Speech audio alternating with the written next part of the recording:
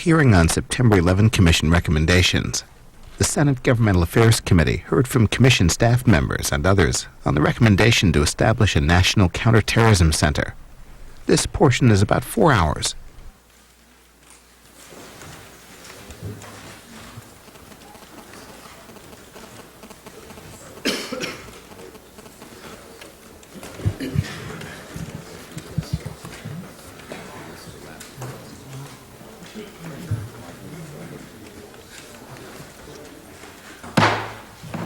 The committee to order. Good morning. Today, the Governmental Affairs Committee holds its second hearing on the recommendations of the 9/11 Commission calling for a restructuring of our intelligence organizations. The 9/11 Commission provides a highly detailed picture of our intelligence structure on that tragic day. Ultimately, our committee's responsibility is to recommend how this structure should look in the future.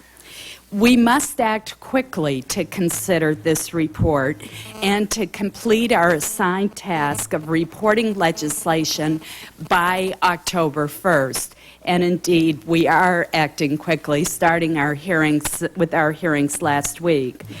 As we move with both deliberation and speed, we should use the Commission's recommendations as a thoughtful and informed guide. That does not mean that this committee will be a rubber stamp. The final shape of our restructuring legislation will be determined by what we learn at these hearings. The informative and insightful testimony we heard last Friday from the Commission Chairman, Tom Kane, and the Vice Chairman, Lee Hamilton, was a very good start. The testimony focused, as our committee has, on the two most important recommendations regarding the executive branch. First, establishing a National Counterterrorism Center, and second, creating the position of a National Intelligence Director. Yesterday, the administration acted on some of the same issues that we are considering today. I applaud the President's swift and decisive action to move forward with some of the Commission's most significant recommendations. The fact that two of his highest priorities are the restructuring recommendations before this committee emphasizes the importance of our work. The two panels of witnesses before us today, one from the intelligence agencies and the other from the 9/11 Commission staff, will discuss the improvements that have been made to our post-9/11 intelligence capabilities, the weaknesses that still remain, and the solutions that we should consider. Progress has been made since 9/11. The CIA's Counterterrorism Center and the FBI have undergone substantial changes. The Department of Homeland Security and the Terrorist Threat Integration Center are entirely new. But as one of our witnesses here today, TTIC Director John Brennan, told the 9/11 Commission in April, quote, "We as a government and as a nation are not yet optimally configured to deal with the terrorist threat," end quote. We can learn a lot from TTIC since in many ways the proposed National Counterterrorism Center would be a more robust version of it. This committee has closely followed the development and implementation of TTIC and has held two hearings on its structure and its authority, an issue that has been of particular interest to Senator Levin and me. The proposed center would be a super TTIC. If this more powerful version is to succeed, it must get what it needs, both in resources and in its place in the priorities of the agencies that collect intelligence.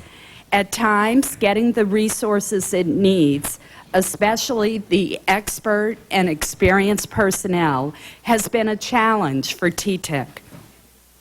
The difficulty in resolving the resource and authority issues involving TTIC demonstrates how important it is for Congress to clearly define in legislation the authority and parameters of the proposed center.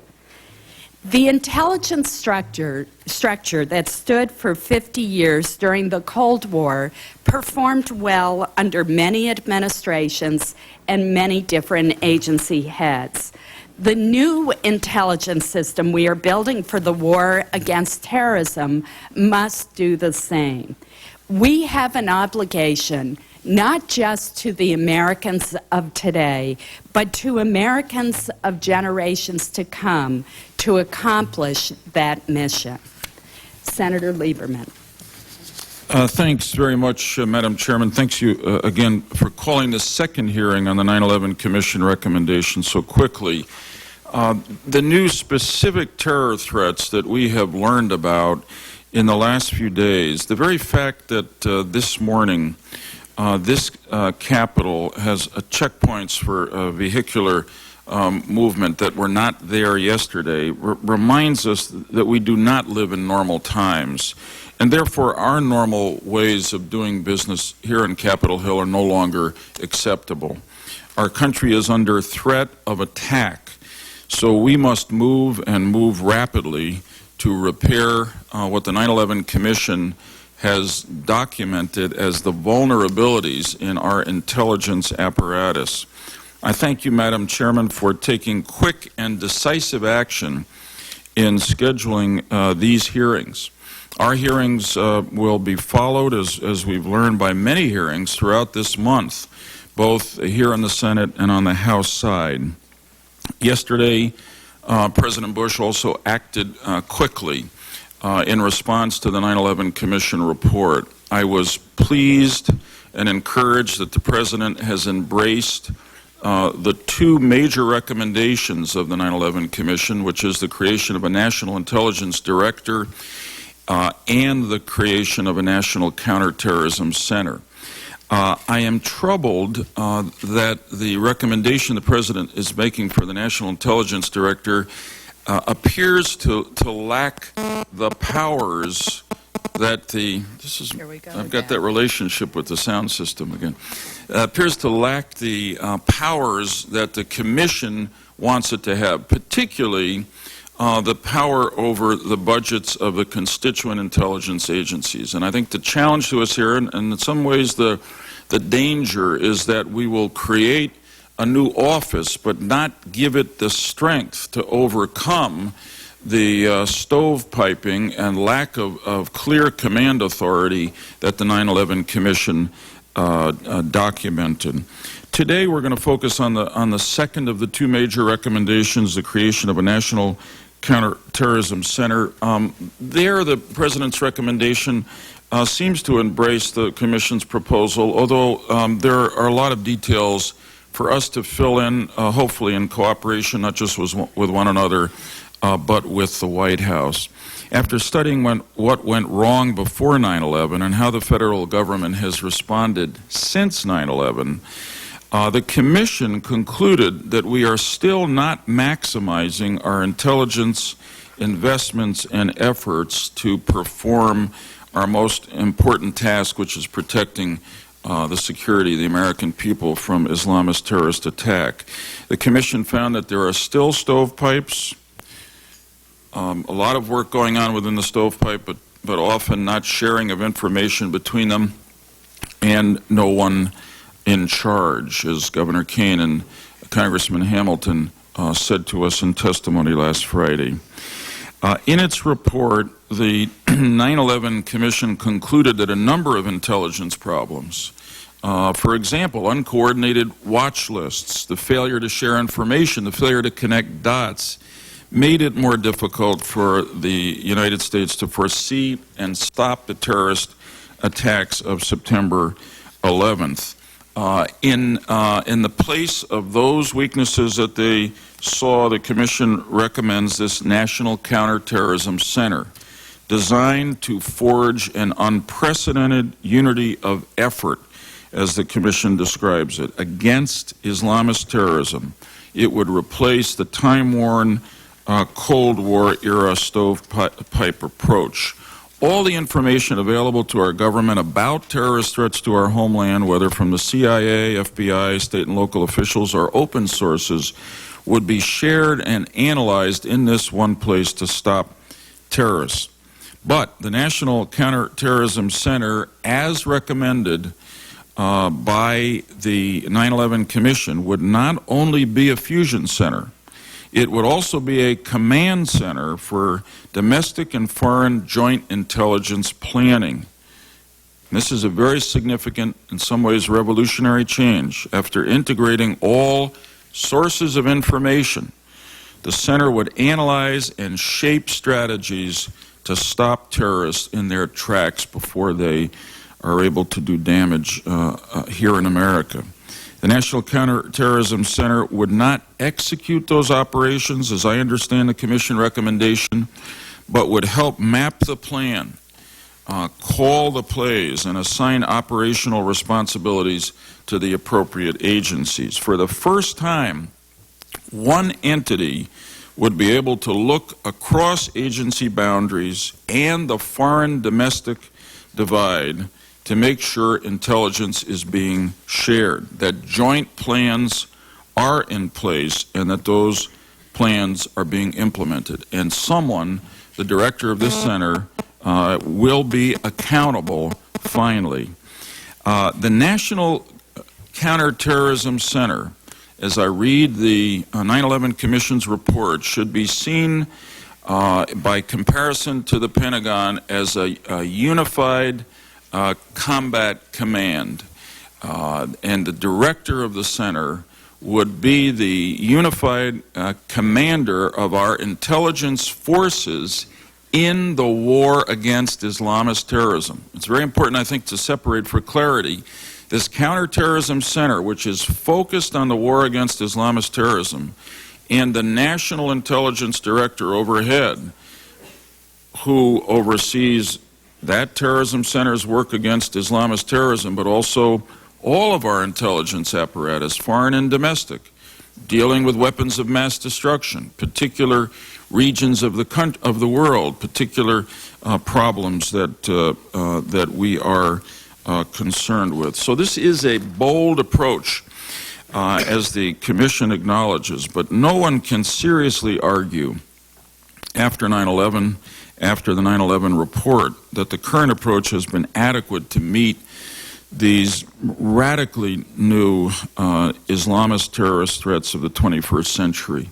And no one can argue that the threat we face is not grave and demands this kind of imagination and bold action. So, Madam Chairman, I look forward to hearing the views of our witnesses today on the Commission's recommendation on this counterterrorism center.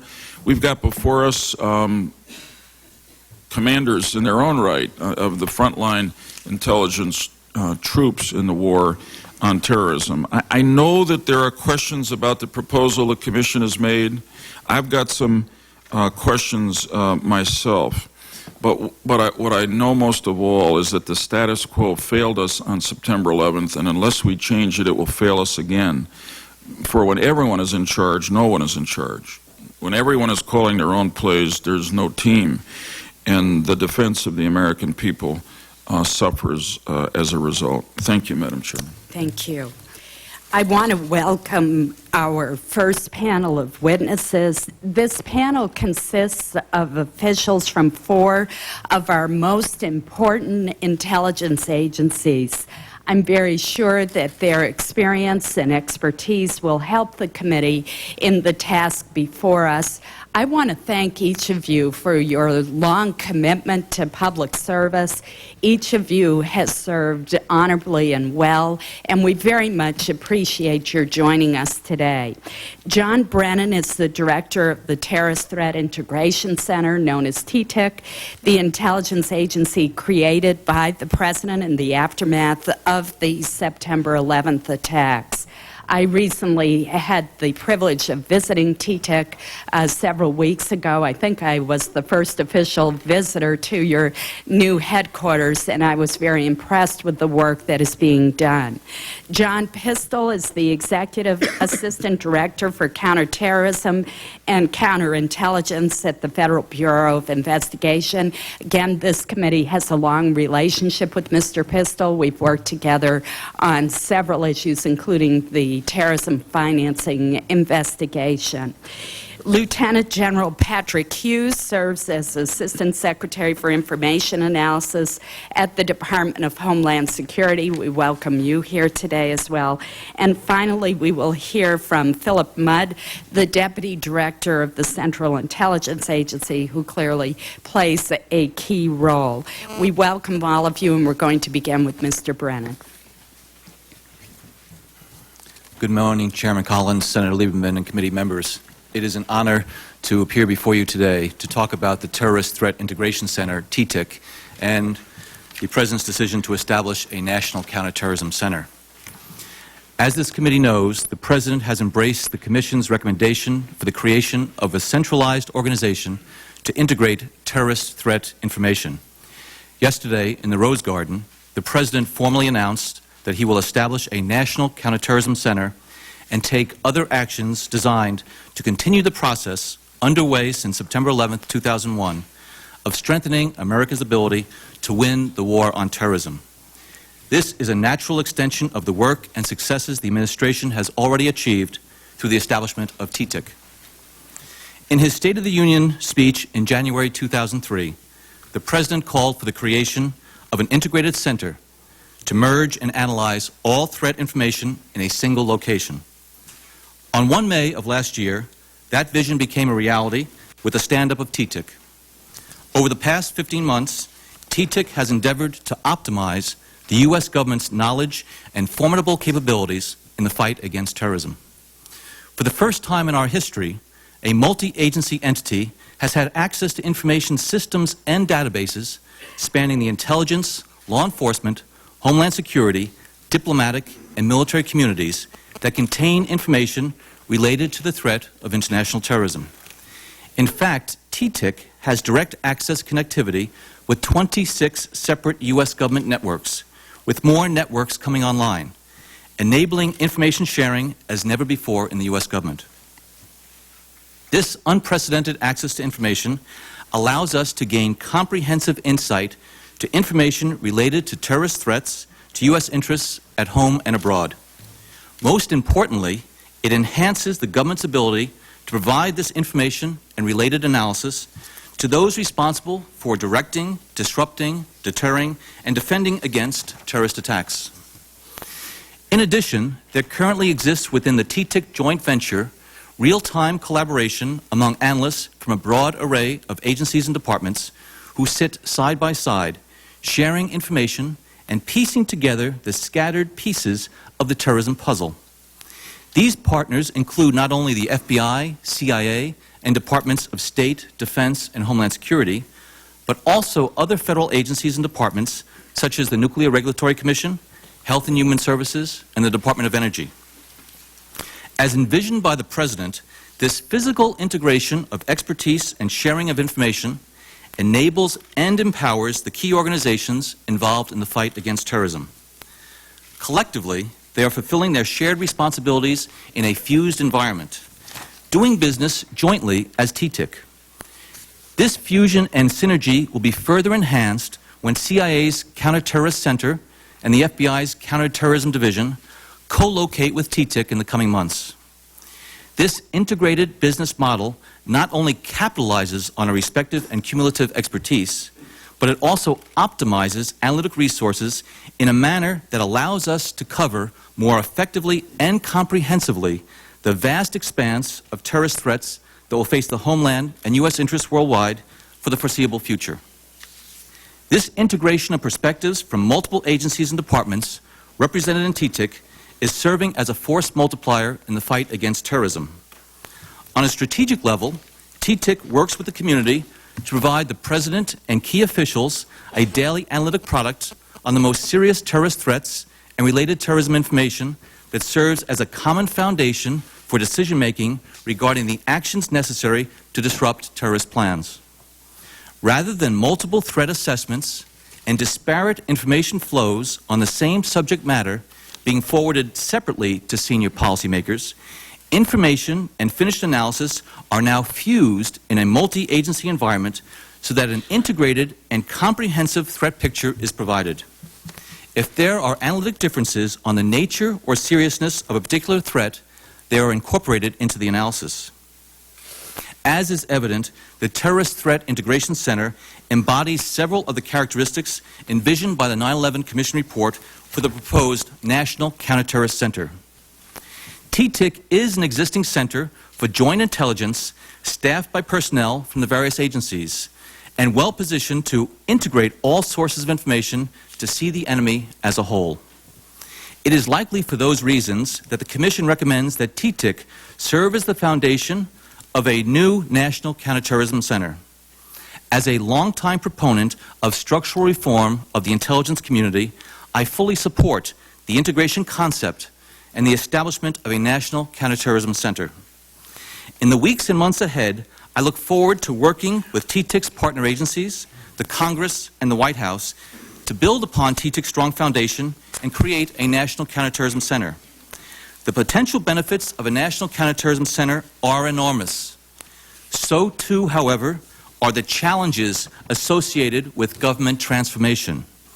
I have experienced those challenges firsthand over the past 15 months in the establishment and development of TTIC.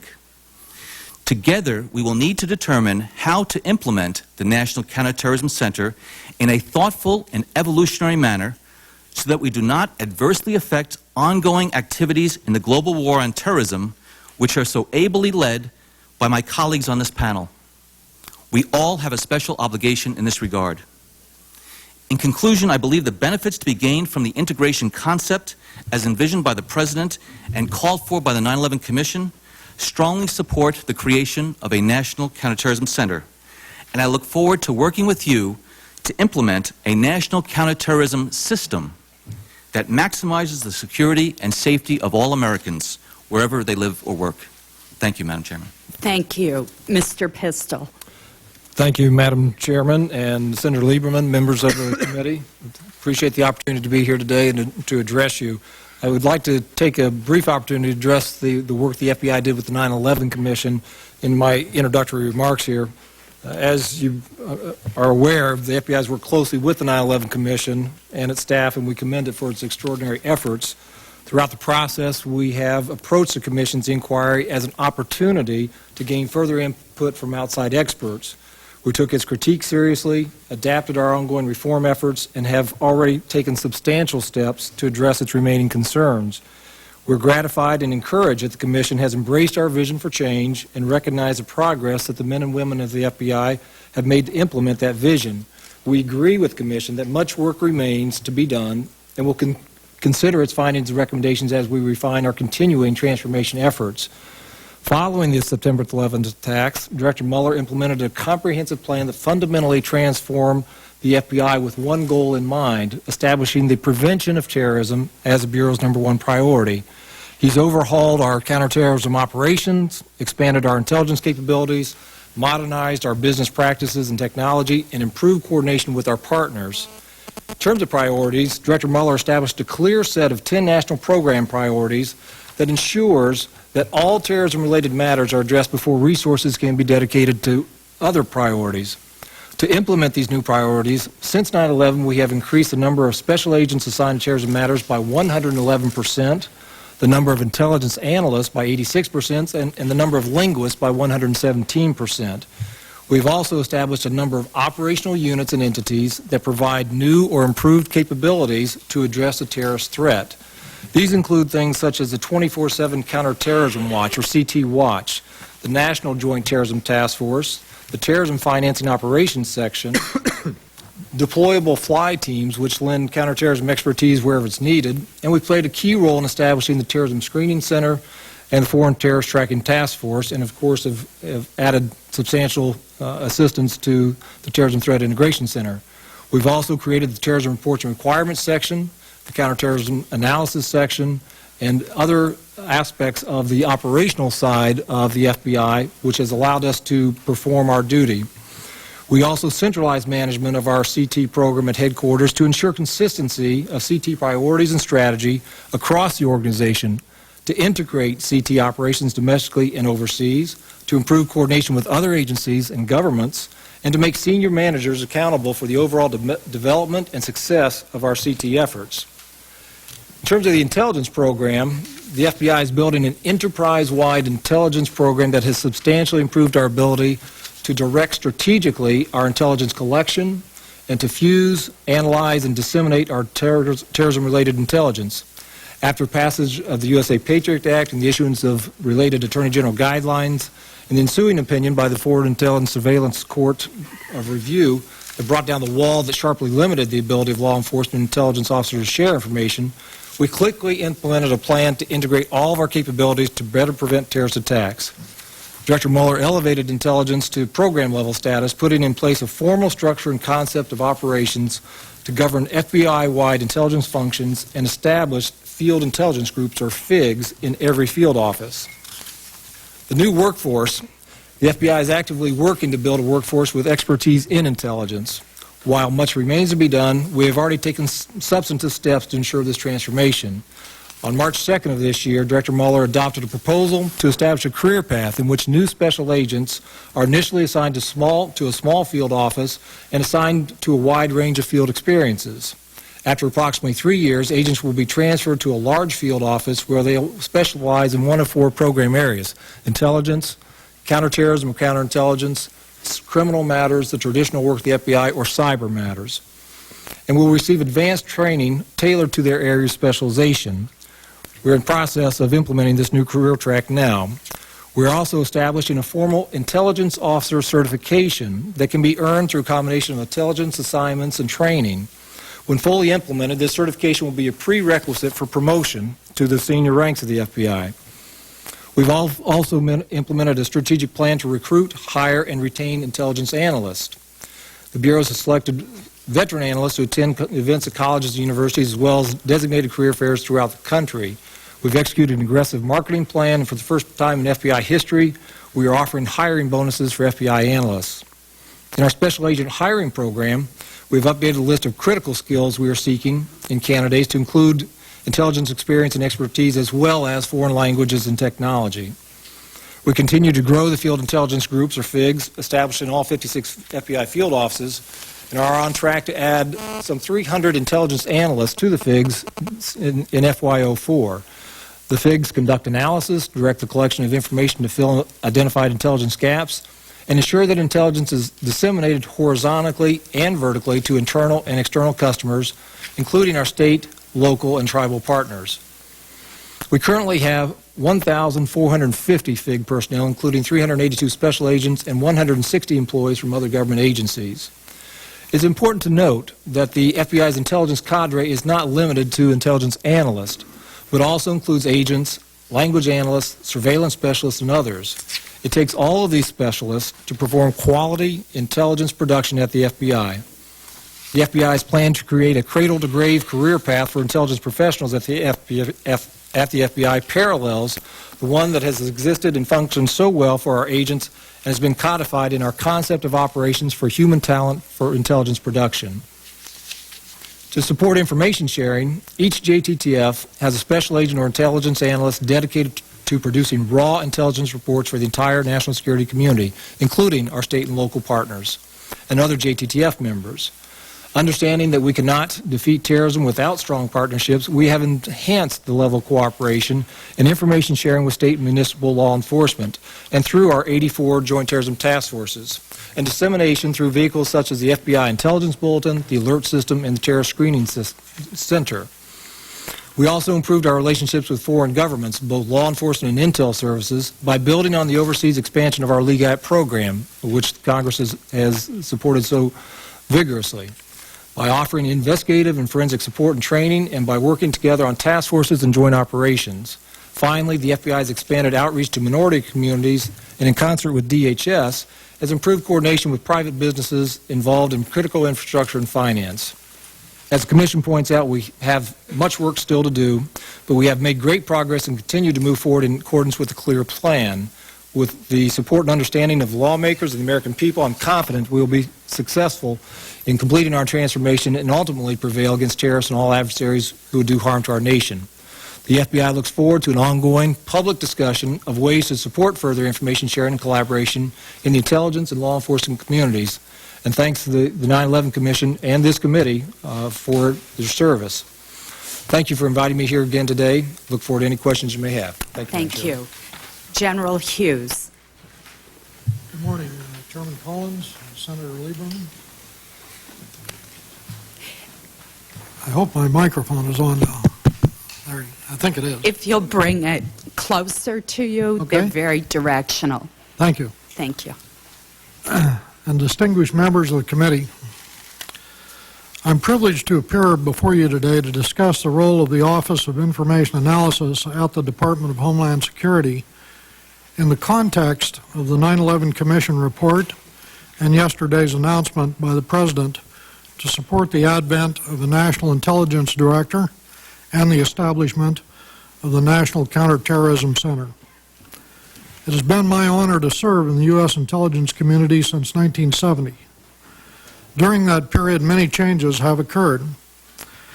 Numerous events have been the focus of our best efforts to gather and provide information our nation needs to defend, protect, and sustain our way of life.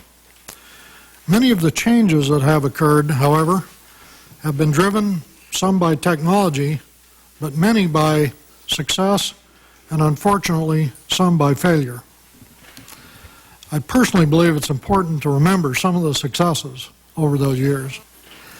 Since 9/11, we have not had a major attack in the United States, but we have seen such events from afar, and we know that we can suffer an attack again.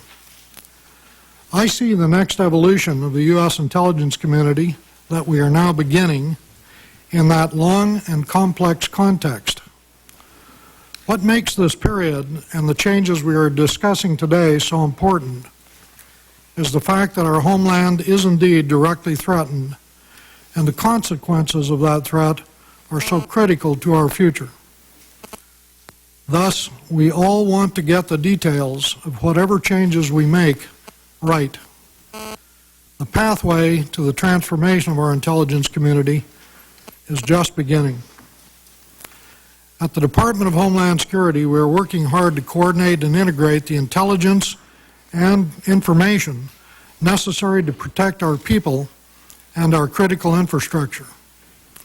Our efforts are dependent for success on our federal partners, notably the Terrorism Threat Integration Center, the Central Intelligence Agency, and especially in the domestic context, the Federal Bureau of Investigation, and on our partnerships and interaction with the states, localities, and municipalities of our country, the tribal groups, and interaction with the private sector, and, of course, with the citizens of this great nation. We still have much work to do, but we have made tremendous progress, and the dedication and devotion of duty to those who do the work of intelligence at the Department of Homeland Security is unparalleled. Our goal will be to continue this landmark work by supporting and participating in the National Counterterrorism Center, and by supporting and working with the new National Intelligence Director toward our common purpose to defeat terrorists and prevent terrorism here in our homeland. Thank you very much for the chance to address you this morning. I'm looking forward to your questions. Thank you. Mr. Mudd. Thank you, Madam Chairman, Senator Lehman, others here. This is really a privilege to be here today. We're now years into a war with the terrorist network whose members planned and conducted the attacks of September 11th. With the 9/11 Commission recommendations available to us now, we have a critical piece in place that helps us toward a better organization of our agencies as they engage in a war that's likely to last, in my view, for many years.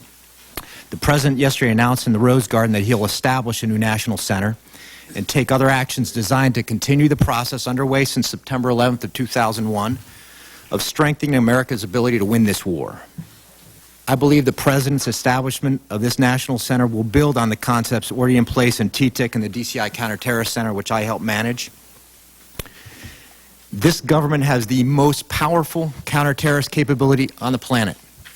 We must commit to ensuring that we coordinate effectively across the government so that we attack and destroy this target with a unified approach. A national counterterrorist center coordinated across the U.S. government's analytic and other elements will strengthen this effort, in my view. Assigning responsibilities across the government through NCTC planning could ensure that missions are clear and accountability well defined. A center that could improve the link between foreign intelligence and homeland defense would be a valuable addition. In short, the Kane Commission is right in focusing on the importance of collaboration and cooperation across the government, and right to ask for an entity that's charged with ensuring and facilitating cooperation. As the President said, this remains a nation in danger and at war. So as we try to improve our intelligence capabilities, I'd recommend that we ensure that we protect what works well along the way. The President is right in counseling CARE. In the midst of calls for great change, we are prosecuting a war with great success. Since September 11th, we have made strides toward partnerships across and beyond the government, including DHS, CIA, the FBI, the U.S. military, and foreign partners, steps that have given us a powerful weapon against this adversary. CIA is flexible. We operate with agility so that we can adapt quickly to changes in world events or patterns we observe in this enemy. Since September 11th, with the help of the Congress, we've had more resources to fight this war. We have closer collaboration with law enforcement. We are supporting not just military units from Washington, we're living with them, we're fighting with them, and we're sharing intelligence with them on the battlefield. We should look at additional change in the context of the substantial change we've already undertaken. The challenge posed by al-Qaeda and its affiliates remains daunting. Despite the increase in resources we've committed to this mission, the combination of the global reach and relentless drive of this enemy means that we're fighting this war every day on many fronts around the globe, with officers who are stretched. This war is hot. And due to the operational successes of the officers in CTC, the place I manage, and our partners in this government around the planet, the volume of information we have flowing in is huge. We are succeeding against this adversary because of the dedication and capability of our officers. I salute these officers. They are heroes to me. We also succeed because of partnerships we strengthened in recent years. We've joined forces with our colleagues in law enforcement and the armed services to make this country safer. We see the results today in terrorists dead and captured. That said, this adversary, as we saw over the weekend, remains a deadly threat to us around the world, and so are other terrorist groups. This cooperation I've mentioned across government is reflected in the number of detailees from other agencies we have in the Counterterrorist Center, and in the way the DCI has directed us to fight this war. For example, the acting director has continued the practice of chairing a meeting each evening that includes not only CIA officers but also representatives from other agencies across the U.S. government. Part of what makes that meeting successful is the ability of these individuals to reflect the richness of their home agencies, each of which brings unique talents, capabilities, authorities, and perspectives to the table. The alliances we've worked to build during the past 3 years, including the global relationships that we cultivate, are critical. This war requires close cooperation with law enforcement and military entities that have capabilities that CI does not and should not have. As we study proposed changes, we need to ensure that change improves our alliances with these partners, law enforcement and military, and with the Department of Homeland Security, which has helped link us critically with state, local, and private sector authorities. The details of the Commission's proposals are not specific enough for me to judge their impact on our ability, for example, to retain the close coordination of the officers who represent FBI within the Counterterrorist Center. But what I do know is that this partnership with people like the Bureau is an integral part of counterterrorism operations and the way that the adversary has lost. We need it to continue in Counterterrorist Center and to expand upon it in the new National Center. Let me offer a few additional thoughts based on CIA's experience with counterterrorism operations since CTC was founded in 1986. We need clear, clean, short lines of command and control. Opportunities to roll up a terrorist or prevent an attack demand immediate action. This is a war of speed. Analysts in the center are critical to its operations and critical to keeping policymakers apprised of current and future threats. The synergy between analysts and operations officers is the great strength of the Counterterrorist Center, and the information sharing partnership between analysts and operators in the CTC could not be stronger. Our analysts reflect the day-by-day and sometimes minute-by-minute pace and scope of our operations, and our operators understand the target better by virtue of their partnership with analysts. This partnership has created a unique fusion. Our analysts might write intelligence for the President one day and help operators interview a terrorist the next, and we have many who do so. Counterterrorism tasks require a combined application of knowledge and tools in ways that sometimes do not allow us to distinguish between analysts and operators. The center I help manage needs officers like these to sustain its energy and effectiveness. So as we work to build a new national center, I want to make sure that we enhance the important partnerships like the ones we have now in the center. My perspective from the trenches of this war is that my colleagues and I welcome organizational change that will help us accomplish our mission. We welcome a dialogue on what change is needed. And finally, I want to thank you for listening to what I have said today about the proposals you're considering. And I want to offer from myself personally whatever I can do to help you implement this initiative. Thank you. Thank you. We'll now begin a 10-minute round of questions. Mr. Brennan, I want to start with you. I very much appreciate hearing your strong support today for the creation of a National Counterterrorism Center, which in many ways will build on the TTIC model. But I want to go back to the statement that you made to the Commission in your testimony in April, where you said that in your judgment, the federal government was not ideally configured to deal with the terrorist threat. If you were going to design the intelligence structure for the United States government, what would you recommend?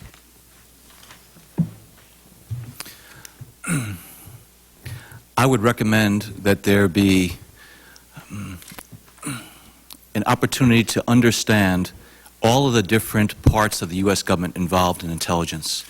It is an exceptionally complicated, complex system of many different components doing various parts of the mission. One of my concerns is that over the years there have been the development of individual initiatives in different parts of that community to include individual statutes that have set up different types of initiatives and departments that have not taken into account fully the overall architecture that needs to be in place to make sure that all the different parts of the intelligence community work together in a fused and integrated manner. As the President talked about his support for a National Intelligence Director, I think it's taking into account the tremendous breadth and depth of the intelligence community and the need to ensure that there is appropriate engineering of the different parts of that complex architecture. And what my recommendation would be is that just like Goldwater-Nichols, which really revamped the entire military structure, which took many years on the Hill here, it took about 4 years before Goldwater-Nichols was actually passed, that understanding of those different parts of that very complicated system are fully understood and are put together and are optimized, the contributions of each. The 9/11 Commission report provides a high-level view of some of that architecture. But there really is tremendous engineering that needs to go on to make sure we understand the connections, the intricacies, the mutual dependencies that go on. So my recommendation is that there needs to be taken into account the many different and in fact growing elements of the intelligence community right now to make sure we don't lose any of the synergy and we build upon it. So my comment about we're not optimally configured is because we haven't taken that step back to put together that system of systems that allows all those different parts to work together as seamlessly as possible. In your scenario, would you have a National Intelligence Director? In my scenario, I would have somebody at the top who is able to oversee and orchestrate the many different elements. Like the President embraced yesterday, the concept of National Intelligence Director. I don't want to say that that would be a position like in the diagram shown in the 9/11 Commission, because I have some disagreements with what is in the 9/11 Commission report. I don't think some of those recommendations take into account how these different pieces need to fit together. but I do endorse the concept of having somebody at the top, yes. Mr. Mudd, I want to get a better understanding of how disputes are resolved in the current system. It's the issue of who makes the final call when there's a dispute over intelligence tasking. For example, let's say that the United States has a satellite that's trained on Iran, and the CIA wants to have that satellite moved to oversee a possible new al-Qaeda training camp in Afghanistan. But the Department of Defense says, no, it's really important that it remain trained on Iran. Under the current system, who resolves a dispute over where a satellite should be positioned or where resources should be allocated to collect intelligence?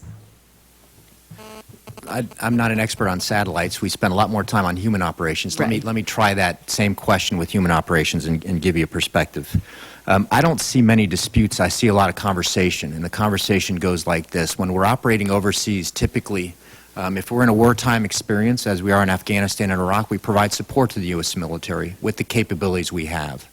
When we're running foreign operations overseas to collect intelligence and conduct covert action, typically that's something that's run by the Central Intelligence Agency with the support of other agencies. And then when you have domestic intelligence collection capabilities, that's typically run and led by the Federal Bureau of Investigation with our support. So primacy depends on what kind of operation you're talking about and where you're operating. But in terms of the people sitting at this table, it's quite cooperative. I don't, the resource right, discussions but who makes the call? Who decides? I mean, one of the problems that the 9/11 Commission identified over and over again was the feeling that there wasn't a person in charge. Again, when we're talking about military operations in Afghanistan, the military is running the operations we support. When we're talking about clandestine operations under the authorities that we have, which are unique, we get support and we run them. We can decide. And when we're talking about domestic operations, the FBI does and should decide. We support them. General Hughes, the 2002 Gilmore Commission also recommended the establishment of a national counterterrorism center. But under the Gilmore conception, the center would be responsible for fusion of counterterrorism intelligence, but not for planning of counterterrorism intelligence operations. This is a question that I'm going to ask the entire panel, but I'll start with you, Mr. Hughes. Should the NCTC have an operational role? I think as described in the President's vision of the NCTC, there is some connection to the planning effort. I think I hate to characterize it because these are the kind of details that have to be worked out, but I believe the idea is to have enough planning expertise, especially at the strategic level, to oversee the kind of interface that has to occur between intelligence operations and intelligence activities and the operational activities undertaken by agencies to carry out missions. But in your judgment, should there be a planning role? We have a different recommendation from the 9/11 Commission than the Gilmore report. And what I'm asking is, given your 30 years in intelligence, Sure. Do you think that the center should have an operational planning role? Well, I'm not quibbling with the question, but I do have to put it in context. The tactical and perhaps operational activities should, and they have to, engage in their own planning in order to undertake operations. That's what my experience has taught me over the years. But there is a role for planning at the strategic level, especially to integrate features of broad planning that will affect everyone. And to that degree, I support a planning role at the National Counterterrorism Center. But I don't think that we should try to centralize the kind of planning and the kind of activities that result from that planning at the national level. I believe those should be decentralized to the operating agencies. That's my personal view. Thank you. Mr. Pistol?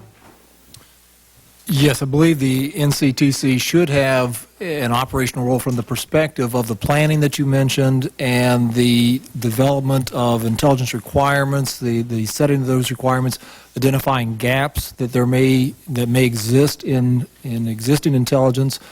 Where I think the distinction comes into play is in the operational execution of that planning.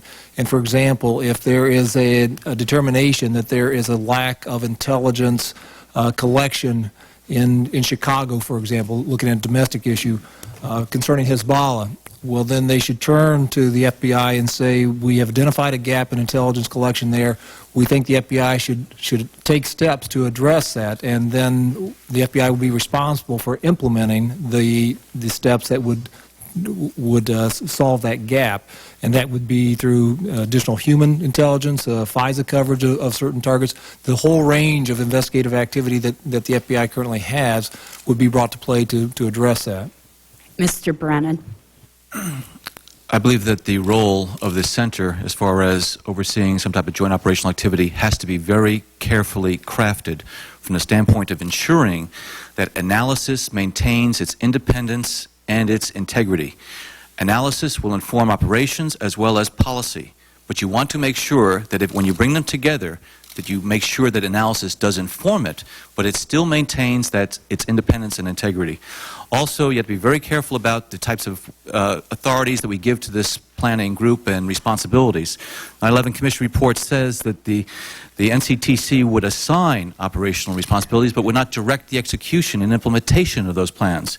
But it says that the NCTC would be accountable for tracking the progress of the case and ensuring that the plan evolves with it.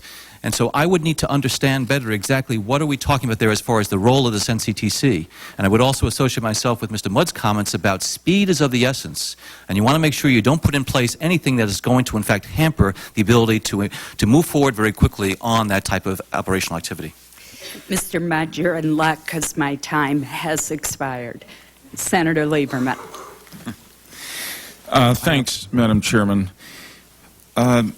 Gentlemen, in different ways I've gotten to know each of you, to work with you somewhat. I have great respect for each of you. Let me give you an impression and invite you to correct it if I'm wrong. My impression from your opening statements and the first round of questions that Senator Collins has asked is that you don't fully embrace the 9/11 Commission recommendations, which would inevitably deprive each of the agencies you represent of some of the autonomy you have now, because you'd be accountable, including and most importantly in budget, to the National Intelligence Director. I believe that as I read the Commission report, to take it one step further, in creating the National Counterterrorism Center, they intend for all of your operations to be fused into that center, and that you would no longer have the separate existence. And remember, as Senator Collins has said, and I know you've read the 9/11 Commission report, it's a chilling retelling of how September 11th happened, and it is an indictment of the status quo. Just to repeat the catchphrases, but they mean something. We had a lot of good work going on in intelligence, but it was in stovepipes. Too much failure to share information, and no one in charge. Last Friday, Tom Kean, Lee Hamilton said there's still no one in charge. And they've still heard examples of one or another of the agencies that you represent failing to share with someone else. So we're operating in an emergency climate, and obviously I want you to say what you think is right, but I also want you to deal directly with this appeal from the 9/11 Commission for revolutionary change. Not unprecedented, very much like what Goldwater Nichols did to the military to force people to work together.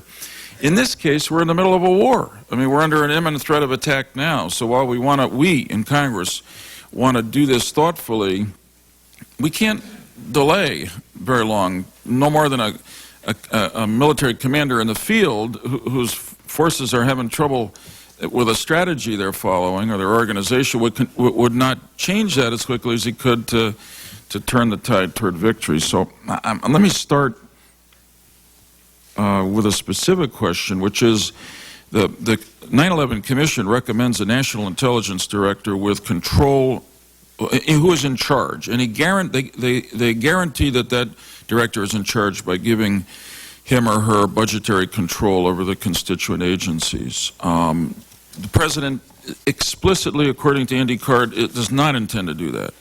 I worry that that would create a kind of Potemkin National Intelligence Director, you know, where you see the facade, but there's not real authority behind it.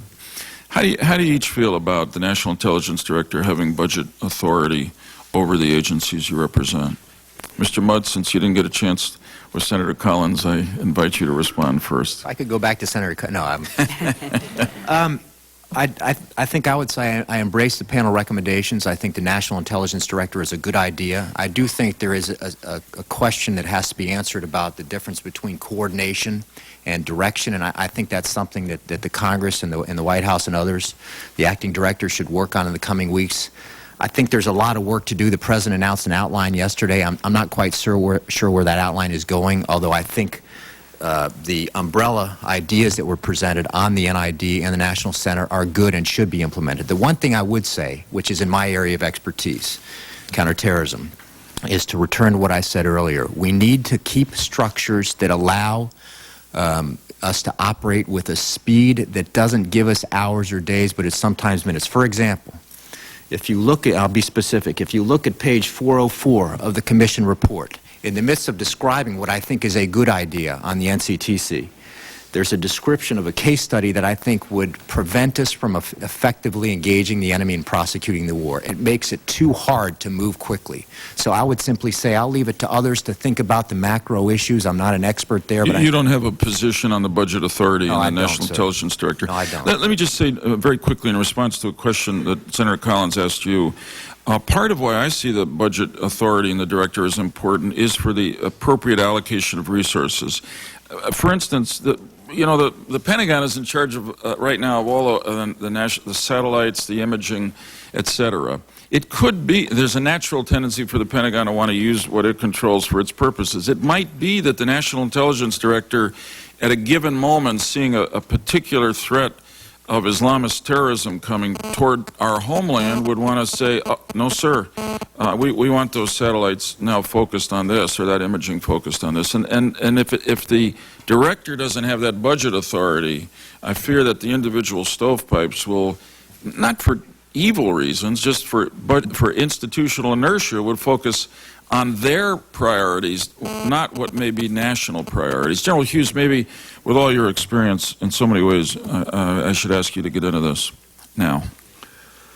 Well, sir, I too support the National Intelligence Director concept, and I think there are many ideas here. I'll address just the one that you asked about, the budget. I think it is important to have central authority over the resource base and the breadth and depth of the resources across the U.S. intelligence community, focused in a person who can allocate, as you said. I think that's vital.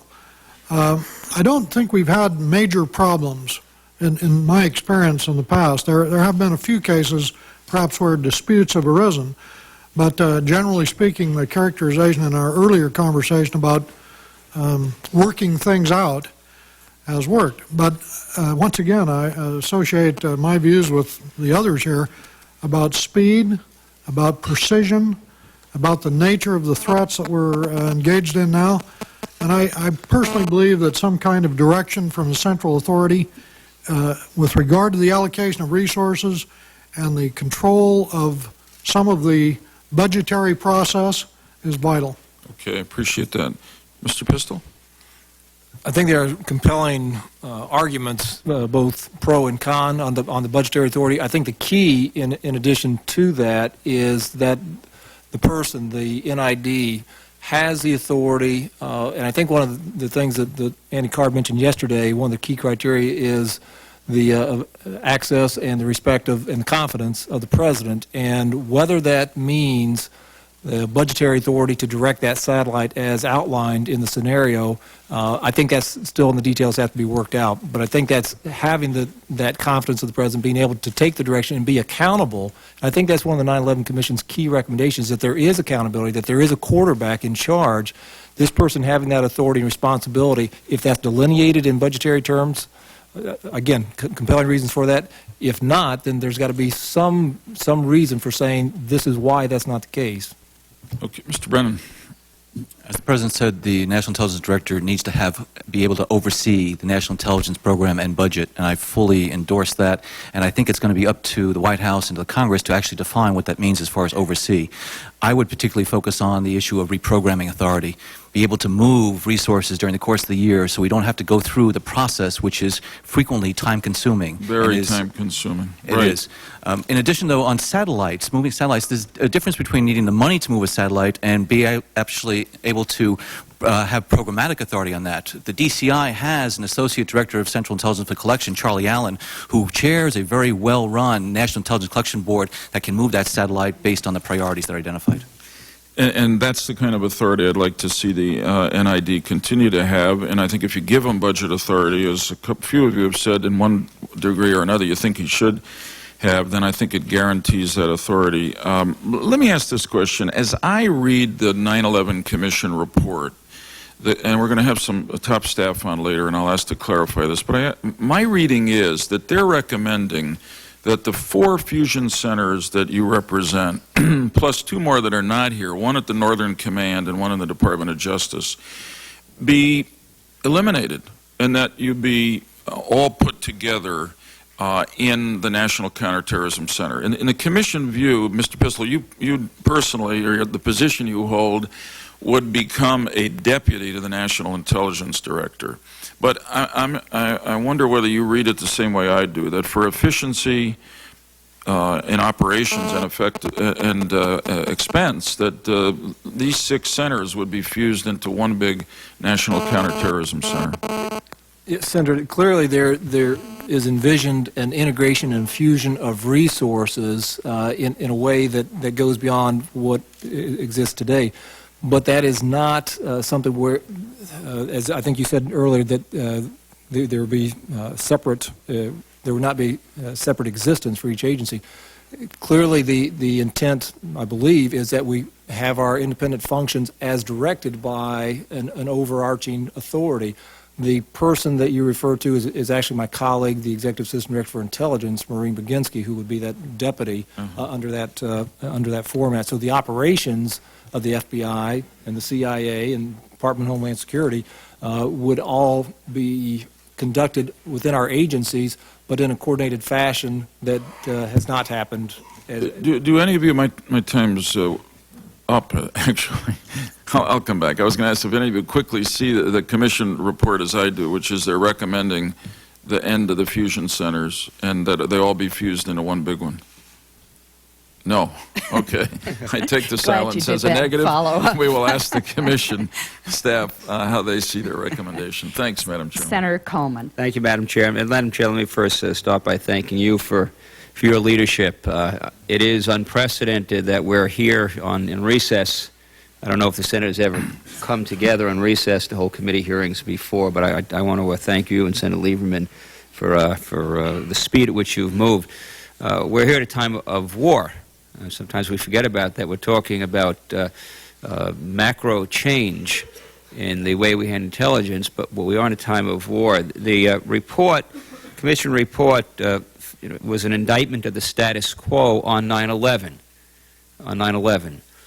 And we're going to struggle here with figuring out how quickly we can move, whether we can get something done before we get out of here in October. How quickly do we have to put together some legislation? My question is, understanding we're at a time of war, understanding that the Commission report issues a very serious indictment of the status quo on 9/11, if we were to suffer an attack between now and the election, there's going to be another commission, another review of what happened. Are we going to see another condemnation of the status quo today? Mr. Mudd, you talked about substantial change being made. I'm trying to understand what it is that we have to do to make sure that we are maximizing our efforts to protect the American people against terrorism. Tell me today, if I can, each of you, a very quick assessment of today versus 9/11, and what is it that you need from us to ensure that the American public is protected in a better way than where we're sitting right now. Mr. Brennan?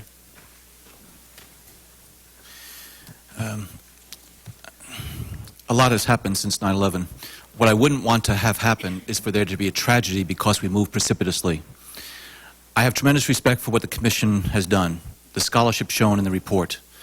But I strongly disagree with Governor Kane's comment on Friday that the system today does not work. The system today works better than it ever has before. The status quo on 9/11 was certainly insufficient. Could it work better? You betcha. We can improve ourselves, and we need to, and that's why continuing to change and to go through transformation of government is important. But moving precipitously does not take into account the tremendous interconnectedness that is the result of legacy practices and procedures and statutes over the past 50 years. So we have to lose thoughtfully. What I don't want to do is to move and to have a dropped piece of information because, in fact, we went through rapid change very quickly. And this does not, quite honestly, the 9/11 Commission report, provide the detailed type of engineering blueprint that we need in order to undergo that transformation. Mr. Pistol?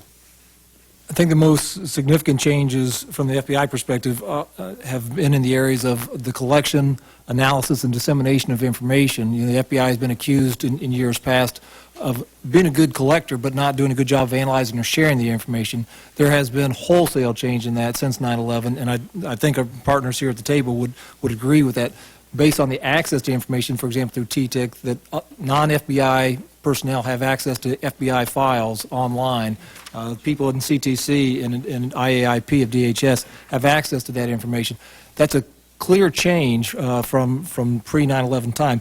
What do we need you to do is the key question, I think, is one of the areas is in defining the lanes that each agency has responsibility for in terms of this new directorate and this NCTC. How does that all flesh out when it comes down to operations, when the rubber meets the road? How do we take that overseas intel and transform it into something here today that we can act on? So that would be the key for me. The entire organization that I represent is reflective of post-9/11 change. We didn't exist. We do now, and I think tremendous differences have been made. The single biggest difference, the one that I think we all ought to be both pleased and proud about, is the connection between the federal government, and especially in the intelligence context, the information that the federal government produces and holds, and the state, local, municipal authorities, and the private sector. That connection, which we are making more robust every day, is vital to our collective success. And I would like to offer that as the best possible example of change and improvement that has occurred, and I think it's continuing to evolve. I don't want to give you the impression I think it's perfect. It is not.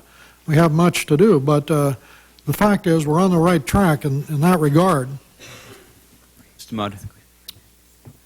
I think it's fundamental to keep in mind that as the adversary changes, so much must we. We have to keep changing. We cannot say we've reached a point of where we're comfortable, because even if we were comfortable, the adversary will morph. That said, I think that the change that we've undergone in 3 years has been fundamental, partly because the tragedy of September 11th allowed a global coalition of services to be galvanized in a way that was not possible before that. The world is focused on this target. We are toe-to-toe with the target every day. Let me mention two things about things that we could use help on. Number one, we talk about resources. This is a war of people. Every person makes a difference in this war.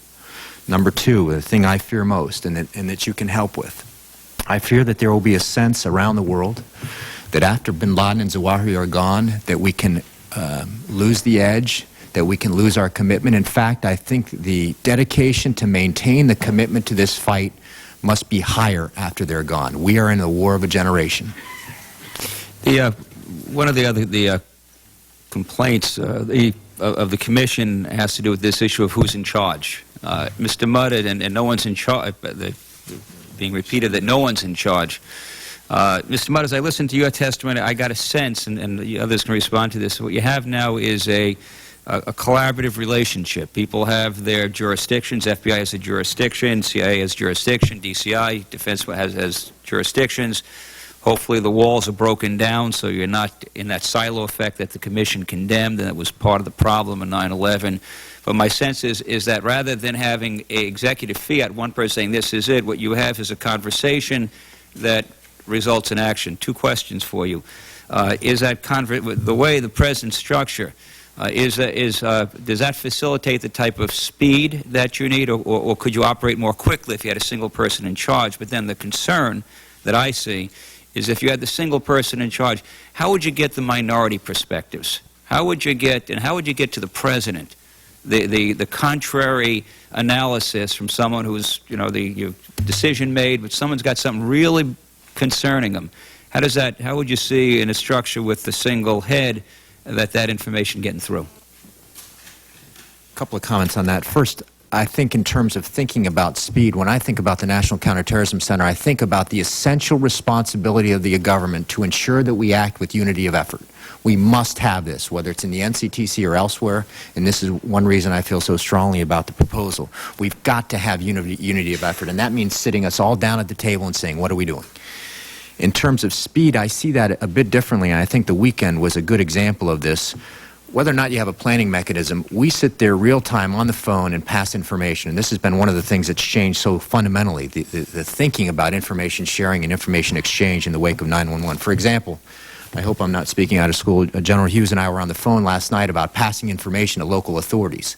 You talk about responsibility. This is not my responsibility. I fully cede that to the Department of Homeland Security and the FBI. It is my responsibility to act quickly when DHS asked for clearance of information. We did that in minutes last night. Any other gentleman want to respond to that? Let me then, folks. I want to get to the issue of no one in charge. That's a condemnation of what's happening today. That somehow decisions aren't being made. Can somebody help me understand that? Do we have to move quicker? I don't want to wait for legislation.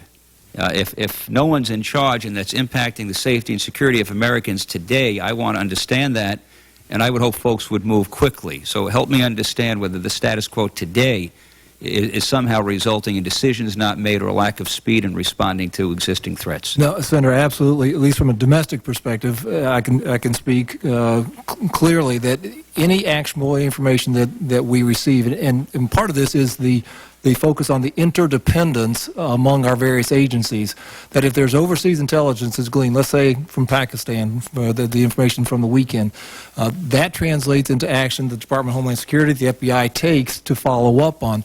There's no impediment to that action being taken, whether that means the FBI seeking an emergency FISA to go up on somebody here in the U.S. that has some connections, whether it's the Department of Homeland Security taking actions to harden targets. None of that, there are no impediments to that action being taken. So the impression, if you have, that there are impediments is I believe, not founded. Senator, I would say that you have to define what do you mean by in charge of what. The terrorism challenge has so many different dimensions from the standpoint of operations, investigations, mitigation, defense, analysis, collection, integration of that. It reaches almost every part of the U.S. government. It reaches worldwide.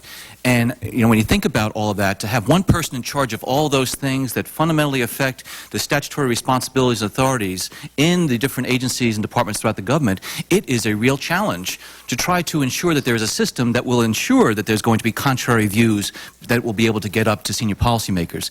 So again, it's a design issue. What do you want to construct architecturally from a national architecture standpoint on the terrorism challenge?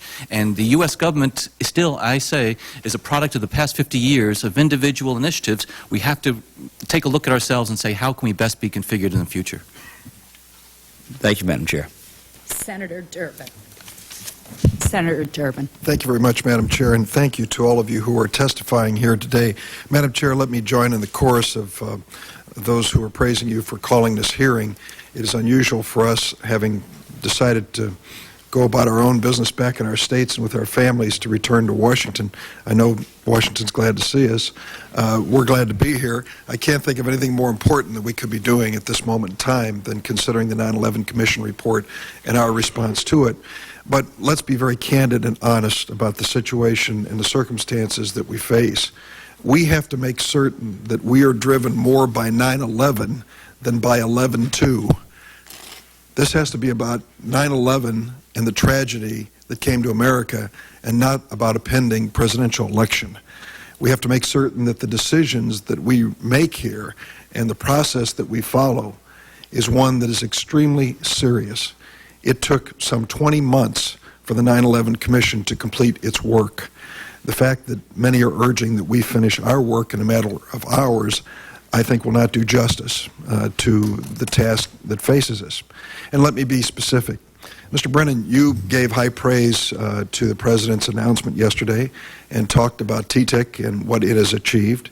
If I'm not mistaken, it was January of 2003 when TTIC was originally created, and I believe you were brought to head it up in March of that year. Is that correct? The President announced its creation in January. I was brought in to help design it in March. It was stood up on 1 May of last year. And I'm happy that that happened. I cannot see a dime's worth of difference between what the President endorsed yesterday and what TTIC did or was created to achieve over a year ago. And I look at the way that your agency is presently being managed, and I salute you for all that you're achieving, but I think you would concede that there have been some fundamental barriers and obstacles which you have faced, not the least of which is the fact that it is a pickup team that you are using to run this agency. It consists not so much of dedicated staffers, but those who have been loaned to you by other agencies, assignees from other agencies, like the FBI and the Department of Homeland Security. And according to a Congressional Quarterly report last night, the White House had hoped to have 300 analysts at TTIC. A March 2004 report stated it only had 123, 18 from the FBI, 12 from the Department of Homeland Security. They'd expected the FBI to produce 65 and Department of Homeland Security to assign between 30 and 45. And the simple problem is there just aren't enough good people. You have had to pick up staff from other agencies to try to move forward. You have reached less than half of the assigned staff level that you had hoped for. And I think that is an indication that as we talk in glorious terms about creating boxes and moving them around an organization chart, the final analysis, it's a question of having talented and creative people in these agencies doing the work. And the second issue, and one that troubles me, and I raised it at the last hearing, is this whole transfer and sharing of information. If the 9/11 Commission said nothing else, it said we have to reach the point where we are sharing this information. As Mr. Mudd said, this is a war of speed. The information has to be shared. Currently, TTIC, as I understand it, the analysts there access intelligence only from their own agency's databases, according to the center's directors. That means CIA analysts must request FBI analysts to check FBI databases and report if they find anything of interest. That doesn't sound like an efficient way to protect America. And so if what the President is suggesting is more of the same, dusting off the old press release, we're not getting anywhere. I think what the 9/11 Commission challenged us to do was to give more authority to this National Counterterrorism Center by way of budgeting, by way of staffing, so that we can start forcing some merger of not only talented people, but valuable information. I'd appreciate your response, Mr. Brennan. First of all, I have to correct the record in terms of access to information within TTIC. We have CIA analysts in TTIC who are able to access FBI case files through their electronic databases and systems. We have FBI analysts who are able to access the CIA's operational traffic. So what we're doing is trying to ensure an integrated structure there. And you're absolutely right. If they only had access to their own individual systems, that wouldn't work. That's why we, in fact, have designed a system not to do that. So is there full integration of the databases, then, of FBI and CIA? Well, if you're an FBI analyst and you see something that you think's of interest that needs to be followed up to protect America, can you get into the CIA database? Yes, you can. The issue is, what do you mean by an integrated database? We have access to these 22 networks, and on those networks are countless databases and data holdings. What you don't want to do is to mix all of that together, because first of all, it's not mixable in its current form, because individual agencies have designed their systems according to their own individual standards. Now, what we're doing is bringing those systems in and networks in so we can design an architecture that allows us to search against them simultaneously. And in fact, we are doing that now. We're not at that stage, but you have to be able to do an integrated, federated search simultaneously. I'd like to stick with this point, because I think this gets to the heart of it. The question is whether or not we have an overarching architecture where we can, at someday, hope to integrate these systems and to integrate the information and share the information. If I am not mistaken, we are currently in a situation where the Border Patrol collecting fingerprints cannot share them with the FBI, some 5 years after they have been tasked to do it. So what we have is a lack of the integration of this technology base in this architecture. When I raised this issue in the creation of the Department of Homeland Security, OMB screamed bloody murder. This is our jurisdiction. You stay away from it. We're the ones who integrate architecture of computers. And so we did nothing.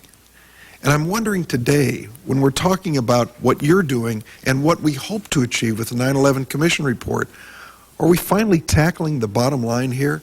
That even after new titles and new boxes on the organization chart, we need the people and the architecture to make this mesh and work together? Yes, sir. I think you're making the point that I made earlier, which is that there needs to be a national architecture from a business process standpoint as far as the roles and responsibilities of those different entities, but in addition, a information technology architecture. The U.S. government is the product of, again, the past 20 years of the revolution that's taken place in information technology.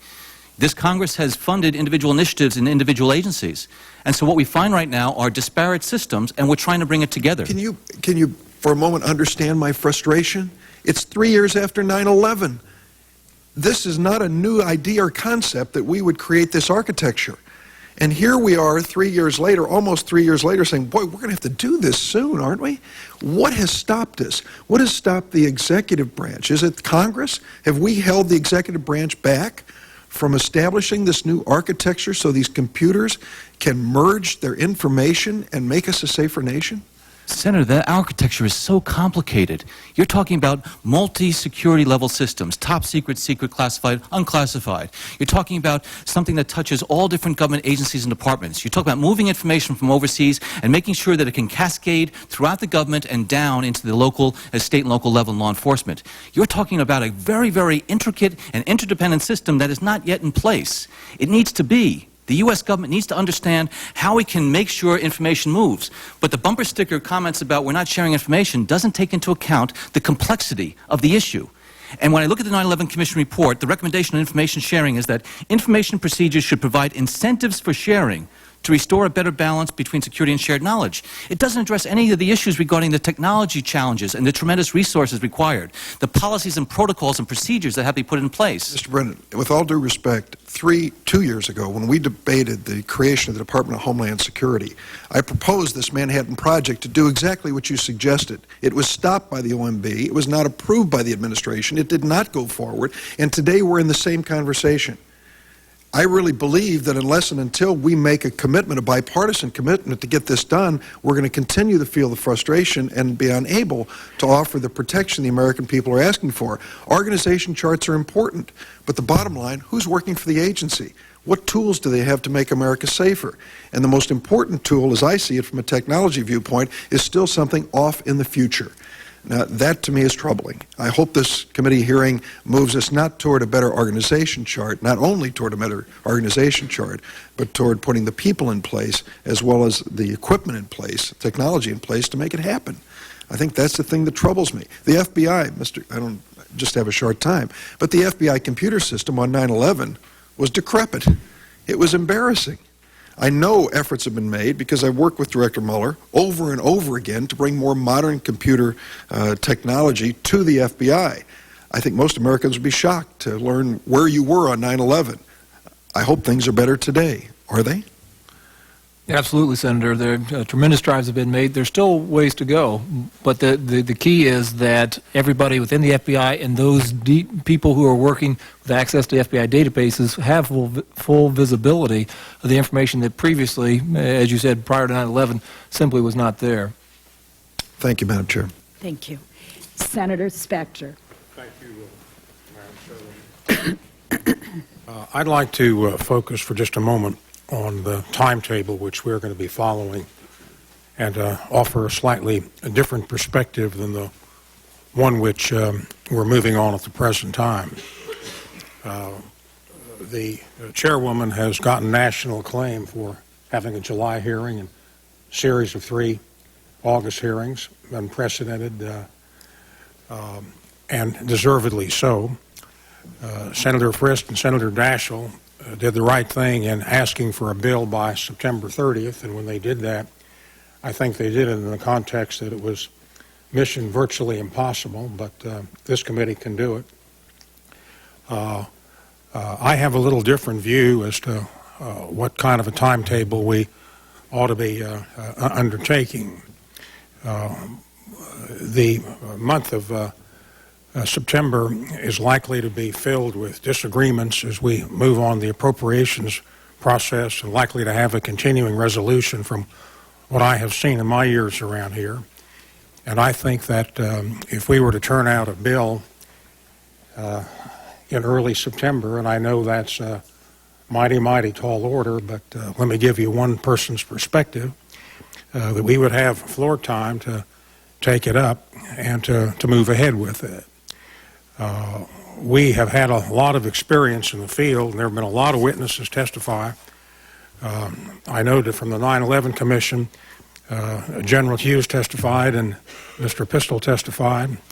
And you go over the list, virtually everybody has testified. Powell and Albright and Cohn and Rumsfeld and Myers and Tennant and Berger and Clark and Free and Reno and Mueller and Ridge. And we're going to hear again, but we have a pretty good idea as to what your views are. And we argued about this when we debated the Department of Homeland Security in the fall of 2002. Senator Lieberman and I introduced the bill 30 days after 9/11, and it took a long time to get administration support. And then we were debating this point about having the new cabinet officer have the authority to direct. And many of us have been working on a correction to that because we did not get that authority. And it comes in the background where there's a generally recognized view that had all of the information been under one umbrella, 9/11 could have been prevented. And that's our charge today, to make sure that doesn't happen again. For the past many weeks, Senator Lieberman and I and our staffs have been working on a bill. So we've been thinking about this for a long time. I've been thinking about it since 1996 when I had proposed a similar idea in legislation when I chaired the Intelligence Committee.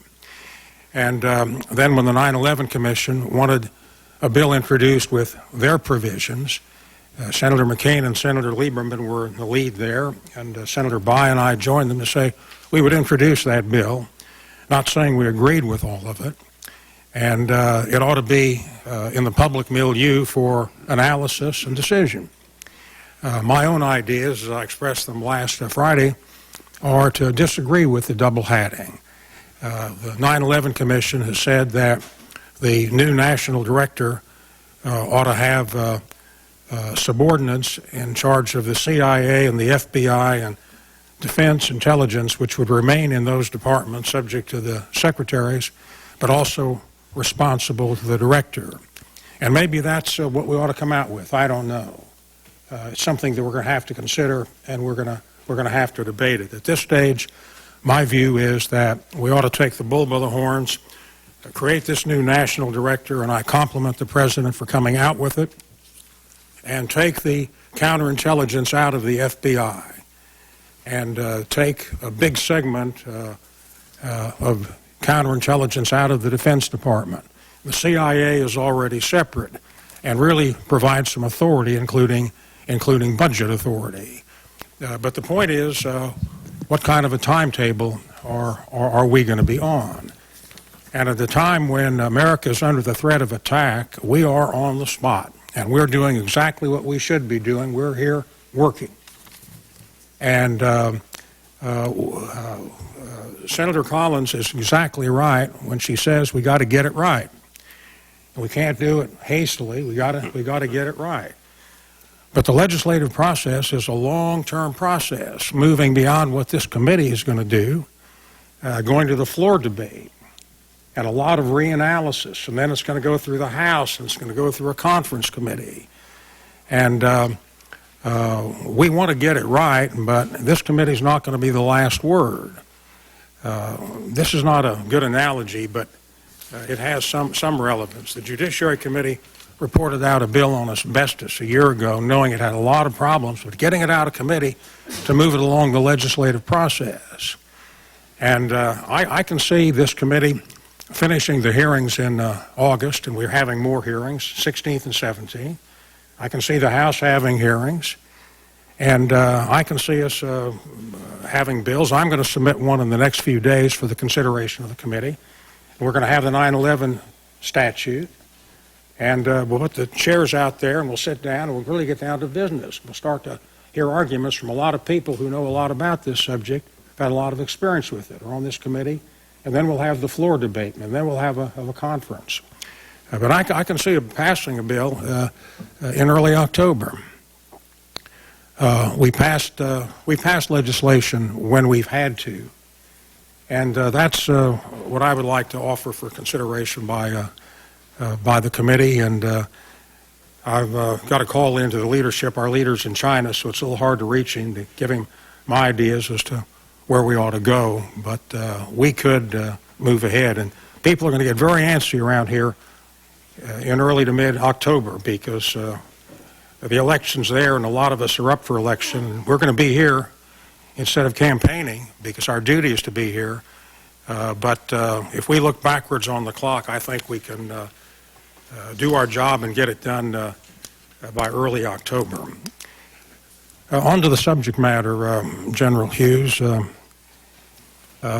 have a lot of experience in the field. You were the head of the Defense Intelligence Agency, and we had a lot of conversations across the table when I chaired the Intelligence Committee in 1996. You took over as head of DIA in February of 1996.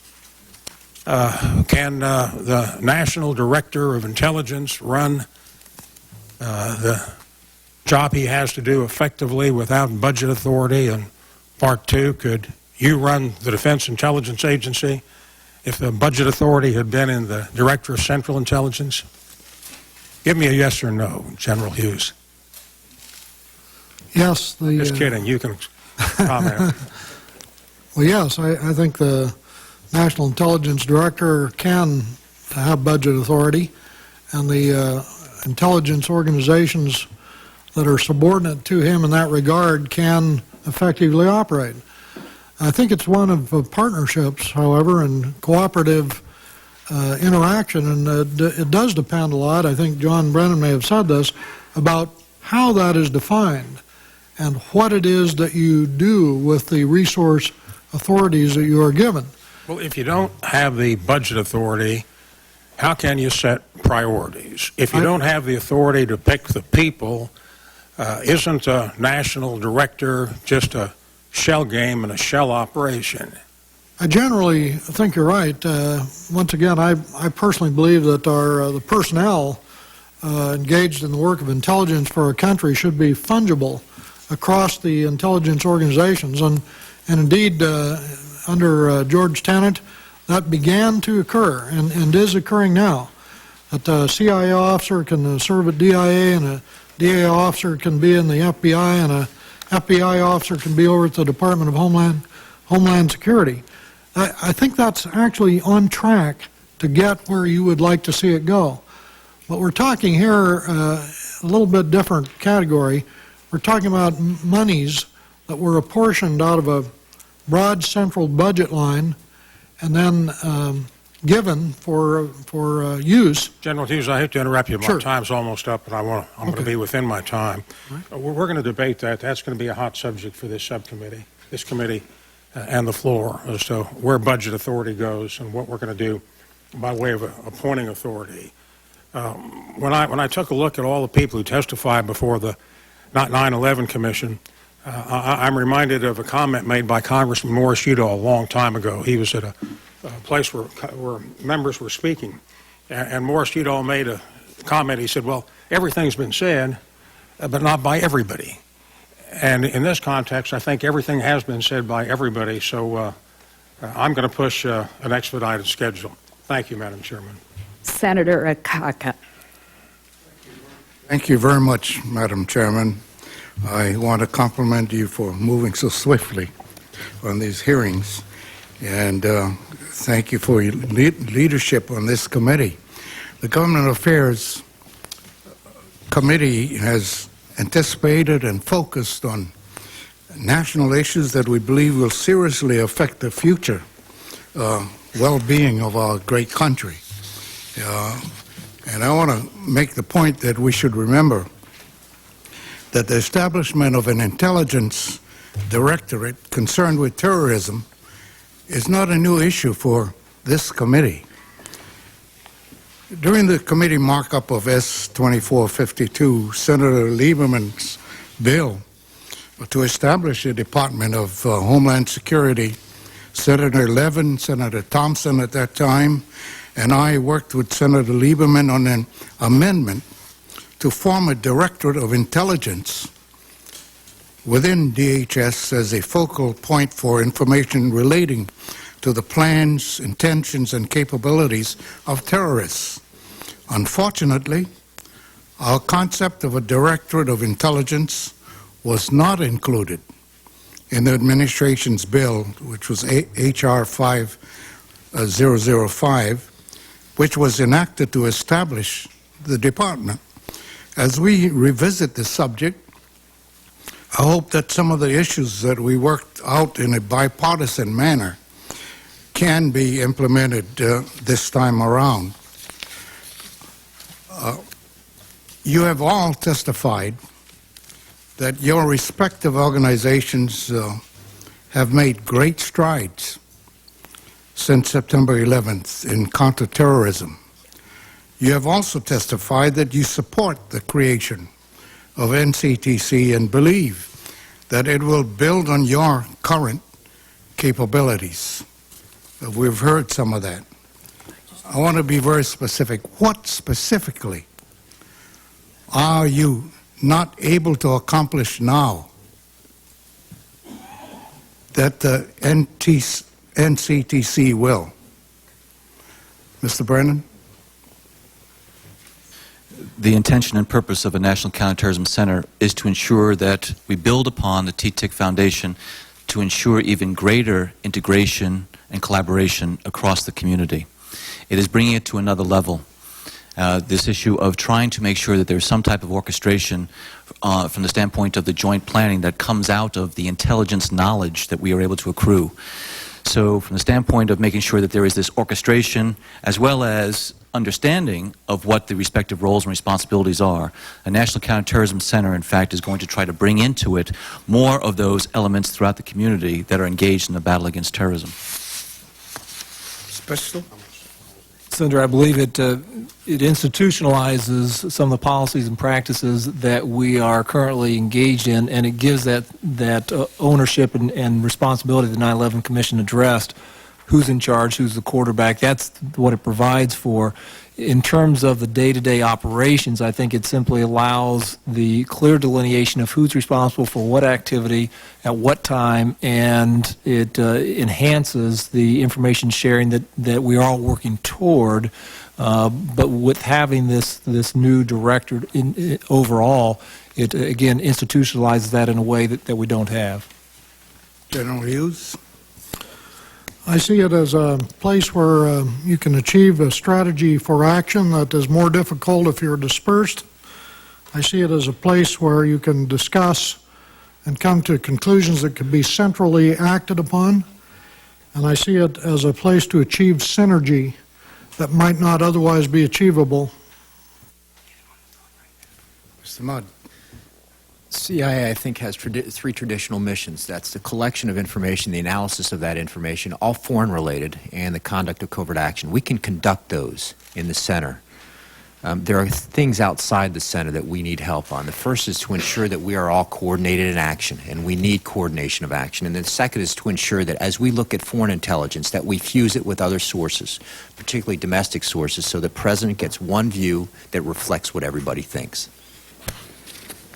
One of the justifications for establishing the NCTC is to consolidate operations and address the lack of information sharing within the intelligence community by staffing representatives from the various intelligence agencies into one cohesive environment. However, we must ensure that detailing capable personnel from other agencies and departments to staff the NCTC does not undermine the intelligence and national security efforts of those entities. Simply putting a nameplate on a door will accomplish little unless the offices inside are filled with qualified people. My concern with staffing the NCTC is my same concern that I've expressed to this committee, and that is with staffing any federal office, making sure that we have the right people in the right place at the right time. I fear that the creation of another intelligence center will just, and it can, worsen the problem. My question to all of you is, what is the current state of recruitment and retention of skilled analysts and linguists in your respective agencies? And are you concerned that the creation of the NCTC will lead to the loss of your best personnel, which could compromise your agency's capabilities to fight terrorism? Mr. Brennan. The Terrorist Threat Integration Center relies on the partner agencies to assign analysts to us, so we don't do any direct hiring ourselves. I am concerned about making sure that we are able to optimize the use of every single analyst throughout the government. That's why I think it's important that we have a framework that we all understand, the delineation of responsibilities, to make sure that any redundancy is thoughtful and is intentional as opposed to non-intentional. And so what we're trying to do now is to make sure that we understand what our respective roles are, because the analytic resources are so precious. We want to make sure we're able to cover the entire horizon of challenges that are out there. And the last thing I'd want to do is for National Counterterrorism Center is to deprive analysts from those operations, investigative, and other elements within CIA, DHS, FBI that need those analysts to drive their operations and investigations appropriately. Special? Yes, Senator, I think the Commission report indicated the importance of what Mr. Brennan just touched on in terms of having the analytic cadre still close to the operations that are ongoing, whether it's in CIA or DHS or FBI. The challenge, as I think you have touched upon, is that we all need those analysts, and we are all aggressively competing for the best and the brightest to come work for us. And then we take those and train them and assign them, whether it's to TTIC or to CTC or perhaps DHS, IAIP. So that is one of our greatest challenges. We have been successful in the FBI of hiring hundreds of top flight analysts, but the challenge is to continue with that on into the next year, and we've taken great strides, as all the agencies have, to do that, but you have touched on one of the key points. Mr. Hughes. General Hughes. I think the answer is yes, that there are fears about shortage of personnel and competition and not being able to continue the departmental missions if the best and brightest of our capability goes elsewhere. That's certainly true. It's a very competitive environment, and there are very few people that are experienced in regard to the Homeland Security mission. So we're trying to build a cadre of people and at the same time deal with the requirements that were given to support organizations like the National Counterterrorism Center. I believe it's going to take a lot of leadership and a lot of consideration of the issues to work this out. Mr. Mudd. Sir, you do raise an issue of concern. We're dealing with a broad government, but it's a government that, when you get right down to it, has a limited pool of expertise, and we share this expertise across agencies. So you have to think, as you create one agency or affect another, that there is a relatively small pool of people who can do this. And I would also mention that, on your question about recruitment, the ability to bring people in is one thing. The ability to ensure that you can spend 5, 7, 10 years to develop that person where they can really bring strength to target and degrade the enemy. This is a long process, because we can't just recruit them. To develop an expert operational or analytic is a multi-year process. Madam Chairman, my time has almost run out, but I want to say thank you for this hearing, and it'll certainly help us assess the capabilities of what we're trying to do here in creating a new system. Thank you. Thank you. Senator Shelby. I ask that my complete statement be made part of the record. Without objection. Madam Chairman. Some of us over time have proposed the creation, turn this on. Some of us over time have proposed the creation of a national intelligence director to oversee all intelligence gathering, someone with total control and accountability. That's the budget, too. I believe today's system, as you've heard many times and you experience every day, is far too disjointed, although you've made a lot of progress. I have to concede that. I think what we're faced with here today, Madam Chairman, and you and Senator Lieberman will be in the leadership here. I believe we must make certain that the changes we propose architecturally here in legislation that will accomplish the goals that we set forth. In other words, if we don't accomplish the goals, the end game, then we're wasting our time, and we can't afford that. America can't afford that. I think it begs the question, what's the number one problem in the intelligence community, made up of some 15 agencies, I suppose? Is it the lack of gathering of information? Is it the lack of analyzing information? Is it the lack of disseminating, sharing of information? Or is it all of them? I don't know. But all of these questions have been raised from time to time. I think Senator Durbin raised an important question earlier. What are we going to accomplish here if we put together a all-source, or whatever you want to call it, terrorist center, analysis center, building on what Mr. Brennan has been doing, and I think we can learn from that. But what will that be? Will it be an entity standing on its own? Will it be fed by the other agencies? Will it be the prime entity in analysis and of information? I think it was said earlier that the agencies, and we'll talk about the CIA for Mr. Mudd, the CIA still would have some type of analysis center, you would envision, would you not? Dealing with terrorist information? That's correct. The center I manage is both operational and analytic. What would you envision the CIA having if we were to create the big entity for analysis and so forth? In other words, a counterterrorism center. I'll answer that, sir. I'd like to say, in response to what you first raised, which is a question about the biggest problem we face, I would say it's people.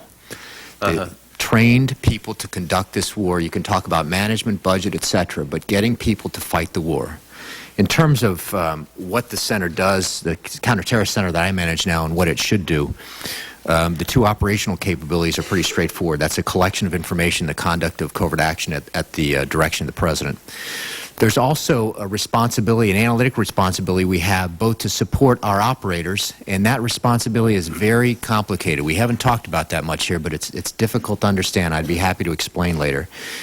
and to reflect what we know from our operational information and other foreign intelligence information via TTIC to the President. TTIC can help us fuse other information that's collected, for example, domestic information, to ensure the President has a panoramic picture. But the center I have now has a fabric of operators and analysts that's, I think, proven very effective in the war. And I think, in response to a comment earlier about what we envisioned for this, I don't think we envisioned that the new center would control all the operational or analytic assets across our community. I think the vision would be that the visibility, the transparency across the community, and and having a place that can coordinate so that we are maximizing limited resources exists, and that's why I think we need such a center. Well, as a big gatherer of information, which your agency would do, you could not just gather it and throw it out raw with doing nothing to it, could you? I mean, because you're also are tasked with other things at the CIA, not just terrorists, which is very important to all of us, and what they would do, how they would attack us here or around the world, but other things that you deal with. Is that correct? I think that's correct. I think what you're talking about here is balance. Balance in the agency. The fusion mission is critical. It's a mission that we cannot. Let's be absolutely clear here. We in CIA cannot conduct this ourselves, but we also have other missions that go beyond that have led to success in the war that I think we should continue. So fusion's important. It's not only important to ensure we have people who get a picture comprehensively of the data, but it's to ensure the President has a picture that doesn't reflect 6 different agencies saying 6 different things. General Hughes, you at Homeland Security, you bring with you, as Senator Specter alluded to, your experience at DIA. What do you believe is the #1 obstacle or problem that we must overcome with your help in the agencies? I have to agree with my colleague, Phil Mudd, people and the shortage of people, and especially the people who have experience and training. And my endeavor, we're kind of making that up as we go along and putting in place some training mechanisms. That's our biggest issue. That's my direct answer. Thank you. Mr. Pistol, at the FBI, you're charged with fighting terrorism, #1. And that is a big departure to some extent from what you've done in the past. I know you've made progress. What is your biggest problem? Is it recruiting the right people, training the right people, as they've said?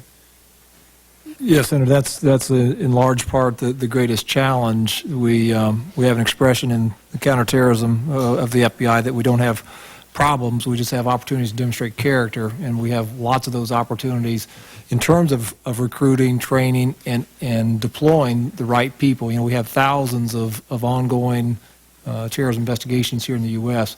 We need the dedicated cadre of people who can focus on those, do both the strategic and the tactical analysis that goes with that, and then to integrate all that with our partners here to make sure that we have the broad brush. So it is the challenge of the people, the personnel. Mr. Brennan, you bring to the table recent experience of setting up a new organization. It has to be with trained people you can train and everything, because you can't wait, can you not? That's correct, Senator. The concept of a shortage of people is a relative one. The more efficient you are, the more you can do with the finite number of people. And I am an advocate of making sure that we're able to use those people as efficiently as possible across the different entities involved in terrorism. Mr. Brennan, according to the President's announcement, the new center would subsume the Terrorist Threat Integration Center, your center. That, of course, would entail removing a unified, coordinated analysis and assessment operation from the CIA, basically, as it is. What will be the future of terrorism analysis within the CIA after this, assuming it moves with legislation? In other words, what would the agency's terrorism desk look like after the NCTC is operational? One of the things that's important to keep in mind is that the Terrorist Threat Integration Center is not a part of the CIA. In fact, we are the standalone entity. It's just housed there. Well, in fact, we have moved out to a new facility about 4 weeks ago. The responsibilities of TTIC, the NCTC, CIA, and others in the future, I think, has to be part of a framework.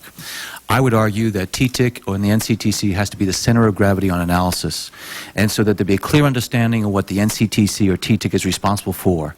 But what we have to do is to identify the universe of analytic requirements across the government, and then assign responsibility for those different parts of that responsibility, to make sure we understand what CIA will be doing.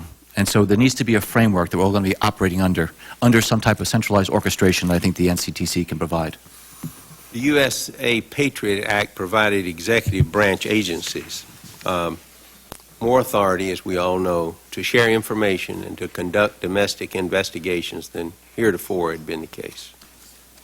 Pistol, you right into this. With the establishment of a national counterterrorism center, what additional authorities, if any, will be needed to further remove impediments to information sharing, if you can envision this? In other words, what obstacles do you see or foresee to bridge the gap between foreign and domestic intelligence gathering and sharing? Yeah, as you mentioned, Senator, the Patriot Act has done great things for the intelligence community, law enforcement community in that respect. The one issue that it remains unresolved, which we could use your help on, is obtaining administrative subpoena authority in counterterrorism investigations. We have that in drug investigations. We have it in healthcare fraud investigations.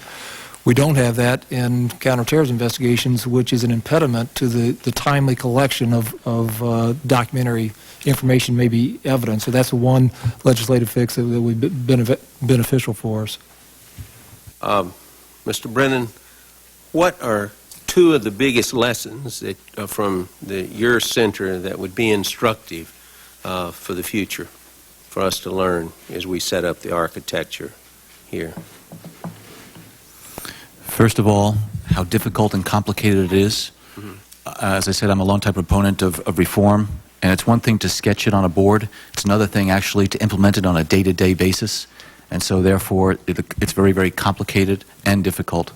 And secondly, to make sure that we take into account the entire architecture, because what we have found out is that if you move something in one part of that architecture, it has an impact somewhere else where you may not have even anticipated. So you may have to make sure that you understand the totality of what is being affected. Madam Chairman, I know my time's up. I have a number of questions for the record. Could I submit those for the record? Certainly. Thank you. Without objection. Senator Dayton. I want to join with the others in commending you for this hearing, Senator Lieberman, for you working together to bring us all together here. Director Brennan, you in your remarks state that the President called for the creation of this integrated center to merge and analyze all threat information in a single location, which then became a TTIC. And then you will go on to say that, as envisioned by the President, this physical integration of expertise and sharing of information enables and empowers the key organizations involved in the fight against terrorism. And then you go on to say that fusion and synergy will be further enhanced when the CIA's Counterterrorist Center and the FBI's Counterterrorism Division co-locate with TTIC in the coming months. When is that going to occur, and why has that not yet occurred if that physical co-location is such an important part of your effectiveness? Well, as you can imagine, trying to bring those three entities together, the TTIC, the Counterterrorism Division of FBI, and the Counterterrorism Center from CIA, requires a physical infrastructure in order to accommodate that. We have recently moved into this new building, a new facility. We, TTIC, are there in totality. The FBI and CIA have already started to move those individuals into the building. What we're doing is the Counterterrorism Division is still going to be responsible for the operational activities that the FBI runs. So it's three parts of this building right now that we're moving toward. I think what we have to do is to look at that in terms of the National Counterterrorism Center and to see whatever type of modifications might need to be made as a result of that. But there's a physical infrastructural requirement whenever you do something like this. I mean, the federal government didn't have a building in West Virginia somewhere where you could all immediately move? Well, there are a lot of buildings, sir, but you have to make sure it has the connectivity requirements and Oklahoma City standards and all sorts of things. So and I might note, Dr. Pistol and Dr. Mudd, that neither of you in your remarks mentioned this co-location. Is this intended? When will it occur? And is it desirable, in fact, to occur? Yeah, absolutely, Senator. It's desirable, and we're in the process. It's simply a matter of the build-out of the different areas. The TTIC area was the first to be built out, the Counterterrorism Division. We've moved in less than 100. We should have that all completed by the end of September in terms of all those people from Counterterrorism Division are moving out. Sir, in terms of the physical location, the issue here was simply the setting up of the infrastructure it's set up. We started moving a few weeks ago.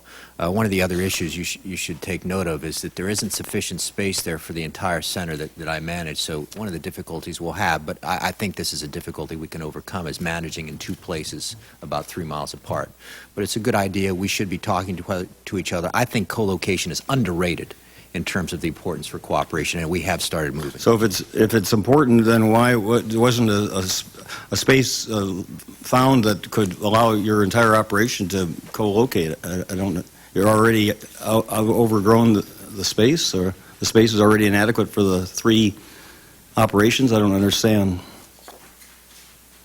I look at this as a first step. I mean, again, we've spent the last couple of years fighting the war. We're starting to focus more on future and infrastructural issues. First, talking about finding a space that you would move into that would be sufficient from the outset to house all 3 of the operations that are valuable to co-locate, as I understand it correctly. I mean, now you're already saying that there's not sufficient space in that site to house your entire operation?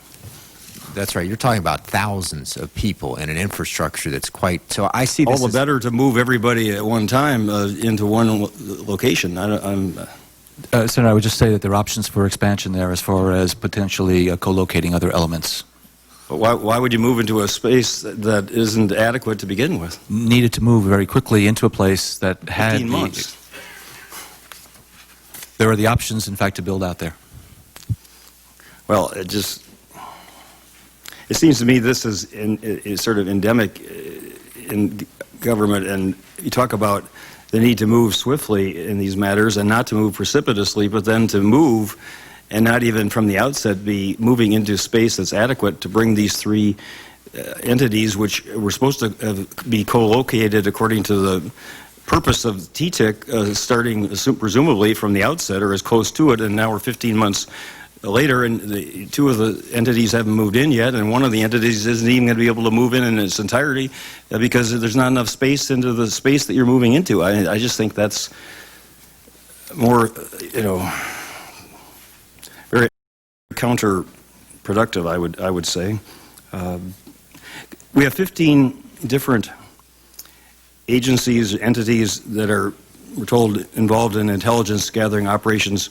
Are there any of those 15 that in your respective judgments could be consolidated or merged? I'll start with General Hughes, and then ask each of you in return. I think that the roles and functions can, and indeed the National Counterterrorism Center would be a reflection of that to some degree. But the departmental requirements, the operational requirements at the organizational level still have to be accounted for by some reflection of a organizational entity in those departments for intelligence. So I've thought a lot about that over the years, and I think we're pretty much stuck with the kind of idea that each organization needs an intelligence entity of their own that is immediately accessible to them. Any of the other 3 of you care to suggest a consolidation or a merger of an entity or agency? I'm not sure I have a suggestion on the consolidation part. I would say, looking at CIA capabilities, that a lot of these are set up by specific authorities from the President and via statute. So one of the things I'd have to consider in looking at that, and one of the things that is specific to all the agencies we manage, is that we do have specific responsibilities, like by law, including, for example, in my agency, covert action. So if you were to say CIA goes someplace else, I'd say there's some significant legal issues to consider aside from all the cultural and other issues. So that's all the comment I'd have. I would say intelligence reform transformation should take into account the broad array of intelligence agencies that are out there, and I think one of the worthwhile things to do is to take a look and see whether or not there can be structural reforms made, because over the years the development and the building of different intelligence capabilities needs to make sure that it fits into part of a broader architecture. And so I would say that it's a worthwhile review that needs to be looked at. who's going to be able to advise us on that without? Well, I think there are going to be discussions as we move forward with a National Intelligence Director that is going to take a look at the broad array of those intelligence agencies that would fall under that person's responsibility. But you're not prepared today to recommend any specifically that could be merged or consolidated of the 15? I'm trying to run TTIC today and prepare for the NCTC. All right. Thanks. I mean, it just seems that this is one of the dilemmas that we encounter, is that if we have these entities and they're all going to remain separate, disparate, then we're going to have to put another layer of coordination on top of the other layers of coordination. And I mean, that's exactly the problem that we run into. No one's, as has been said earlier, no one's in charge and no one's therefore ultimately accountable. And it seems that the President's proposal, if without budget control or personnel control, is going to be subjected to pretty much the same outcome in terms of the coordination. And let me just ask, maybe it's perilous what Senator Shelby just said, but if we could set aside the Commission's report, set aside the President's response, what today, if anything, needs to be improved? And what's not working that should, or what should our end goal be if we make any changes in the status quo? And I'll leave that to any of the four of you. Is it working well enough now that we should, aside from all the publicity and attention and everything else, just let you continue to operate it the way it is today? Senator, I think it's certainly moving in the right direction. I think the more fusion of capability and the more integration of capability that we can apply against the targets and the mission of the U.S. government's intelligence community, the better off we're going to be. That fusion integration has to take place close to the mission. We have tremendous capability within the U.S. government across all of the different collection agencies and analytic agencies. What we want to make sure is we put together a framework that really maximizes and leverages those capabilities. And so that fusion and integration against that effort is really going to be able to be a very strong force multiplier for us. And a National Counterterrorism Center is a way to try to bring it together close to the target as possible. Yes, sir, General. I'd like to use one word that I think probably would solve a lot of the issues we have talked about and perhaps some that remain. We ought to strive for greater interoperability among us. These disparate organizations have been brought together a great deal now by improved communications and automation, and I think I agree with John Brennan that we're on the right track. But that goal should remain foremost in our mind, to make us all interoperable so we don't have different policies, we don't have different capabilities that are somehow disparate and not integrated some way, and that should be our collective goal in my view. My time's up, Madam Chairman. Thank you. Thank you. Senator Lautenberg. Thank you, Madam Chairman, and I join the others here who commend you for the haste with which you are bringing attention to this matter. And it's, for me, something that Senator Specter said in his recall of the process was a valuable introduction, I think, into the discourse and the planning. And I don't think that we ought to create any images out there in the countryside that suggest that we're going to be able to deliver this complicated package in short order. We're not going to find a cookie cutter answer to our problems and say, hey, listen, this would do it. There are fundamental questions that haven't even been asked there, like where are we going to get the people with the language capacity? America's never been a place where languages have been in the forefront of education, or multi-language training.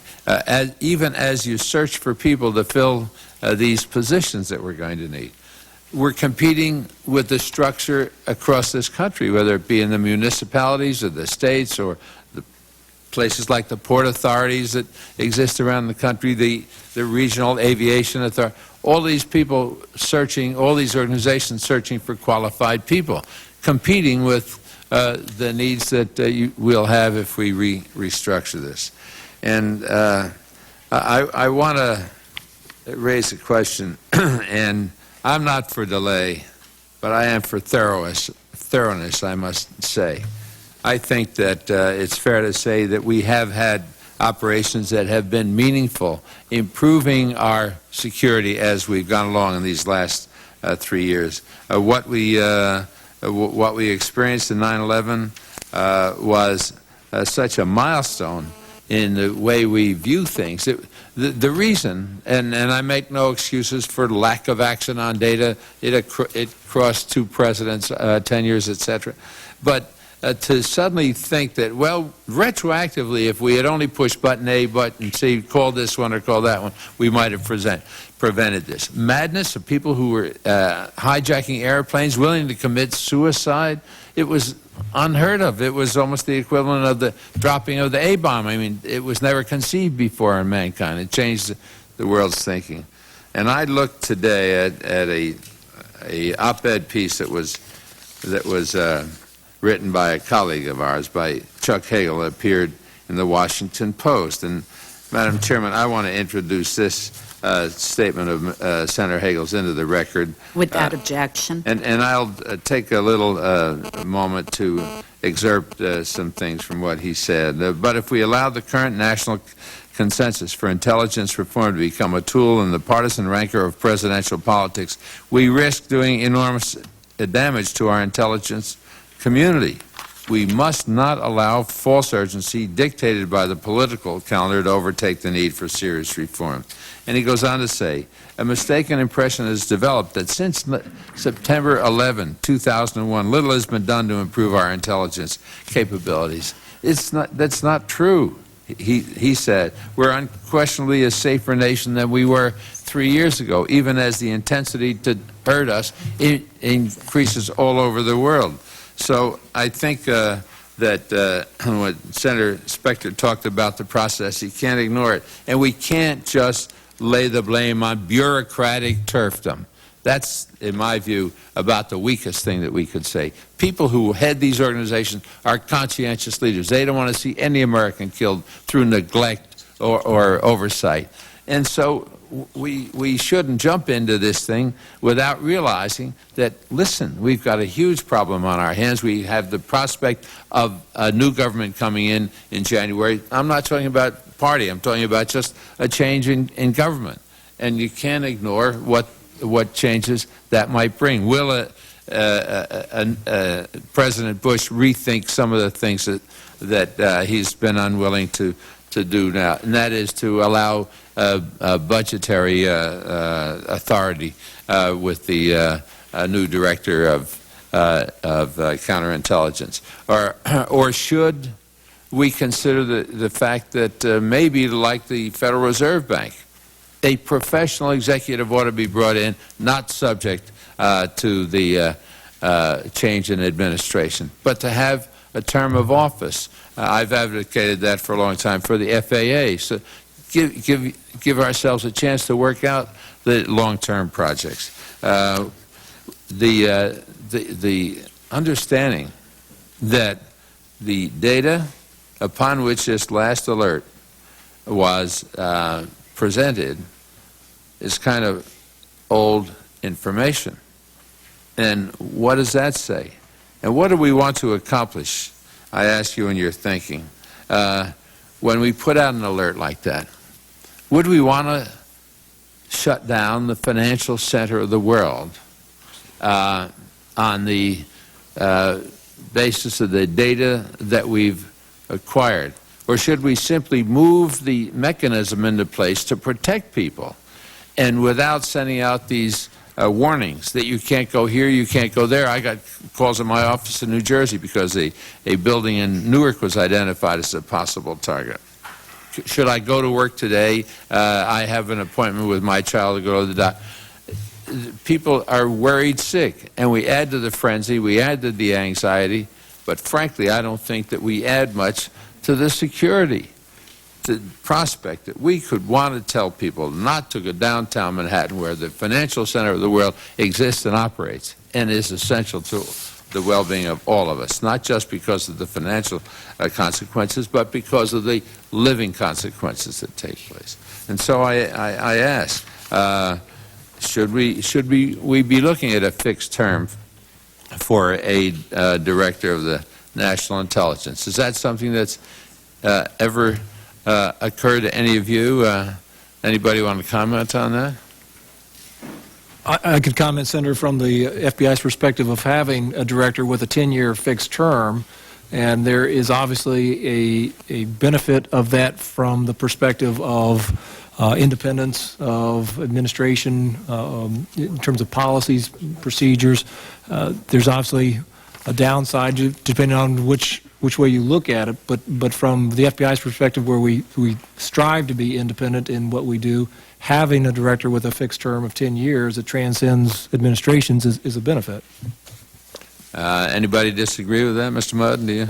My only thought on this is, first of all, sir, I don't have strong views on the term. I do believe that whoever serves must have the confidence of the president, and I think it's important to ensure a mechanism, however that mechanism works, to give the president the authority to appoint someone who he's comfortable working with. The only other thing I'd say is, having watched Director Tenet over time sacrifice his family, sacrifice his time, I don't think 10 years is something you could reasonably expect the DCI to do. It's not possible. Yeah. How about, would you at all be concerned about the possibility that a president could influence decisions that might redound to his either personal philosophy or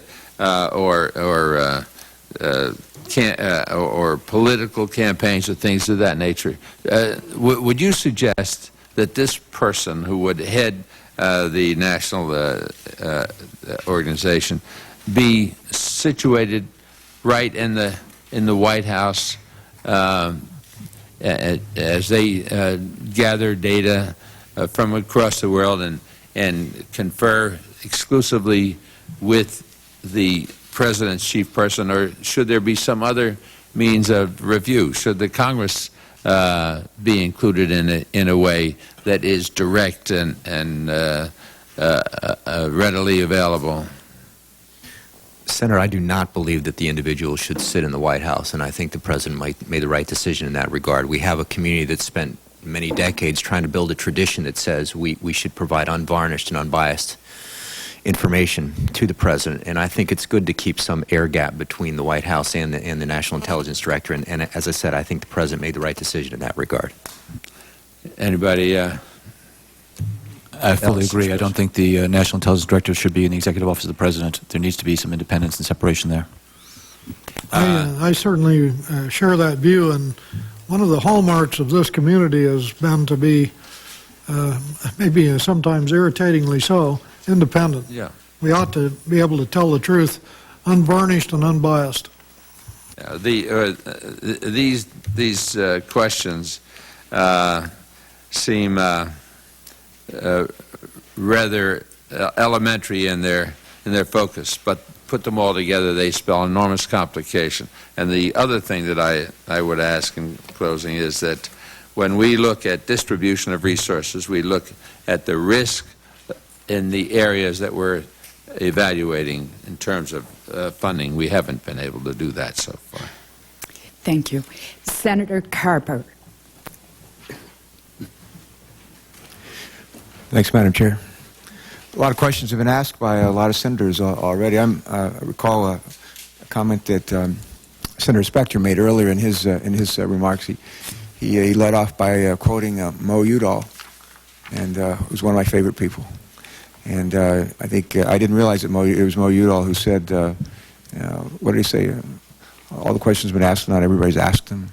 And I heard another Mo Udall quote last week. He had a bunch of people gathered at a fundraiser, and he said there's good news and bad news. He said the good news is we have all the money we need in the campaign. The bad news is in your pockets. I think maybe the good news here is a lot of good ideas in your minds, and in the minds of those who testified last Friday. And we're going to precede you, I think, or succeed you here today. And part of our job is to get that good information not out of your pockets, but out of your minds and into our own, and to a way where we can take that information and turn it into legislative form. I find value in a panel like this, and particularly with the panelists to follow, to help me develop a consensus about what's the right path to follow. And we have diverse points of view. People who've thought about this, worked a lot in these fields, to share with us what. And there's going to be some areas where you're going to agree and some that you'll disagree. But what I really look for is for areas of consensus. When you look at the 9/11 panel's recommendation, and you look at the parts that you say, well, they got it right. You got to do that. And you look at some parts, some aspects of the recommendation where you say, boy, you sure don't want to do that. What would be helpful for me to hear from each of you? A couple of points where you say, boy, if you do nothing else, do this. And maybe a point or two where you can just say, for God's sake, don't do that. And I think I'll start off with you, Mr. Mudd, and then we'll just ask General Hughes and Mr. Stoll and others. Thank you. I guess what I would do generally as we sort of start down this road is to think about questions I would ask generally and questions that I thought through as I stepped through this. I'll try not to be tactical. I'll try to be strategic. There are two questions, and I think they have been raised, to quote Mo Udall, have been raised before. The first question, of course, that's been debated heavily is the question of authorities, the difference between a national intelligence director who directs and a national intelligence director who coordinates. I think that's a critical question that I'm sure this committee and others will be considering. And the second question, obviously, relates to how exactly you structure the National Counterterrorist Center. Do you structure an organization that coordinates? Do you structure, as someone suggested earlier, an organization that controls everything? I would argue for an organization that coordinates myself, but there's clearly room for debate here. Those are the two fundamentals. There are some lesser issues here, but since those are the strategic issues of the day, that's how I think about it. I think the Mo Udall quote went something like that, everything has been said, it just hasn't been said by everyone. And in this case, when you ask a complicated question, in a short period of time you want a simple answer, it just doesn't work.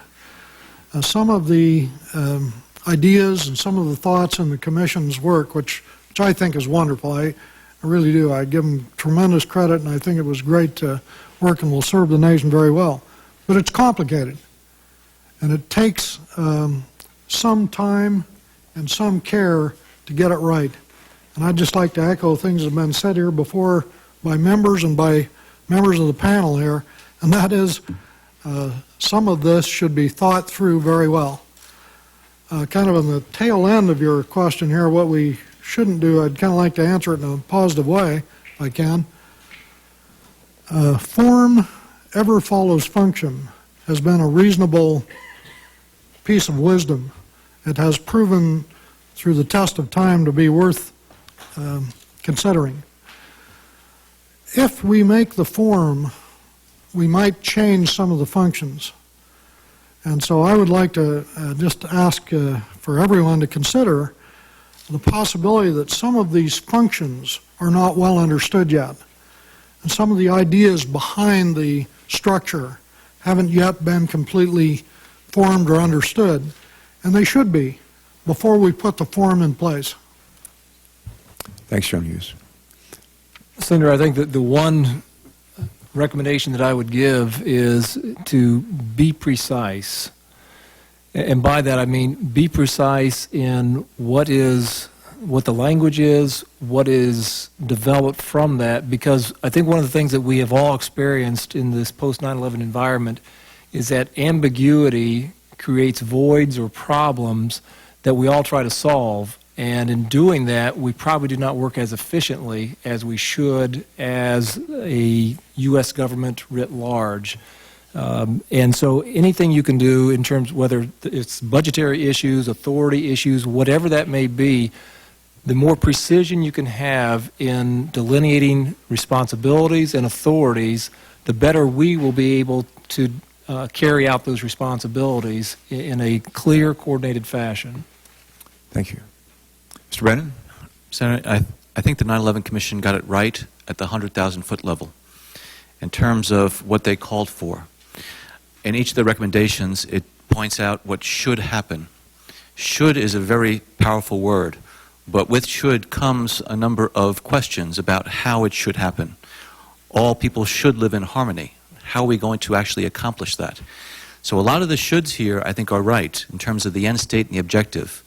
But like Mr. Pistol said, there is a lot of precision that is required as far as how do you get to that should end state.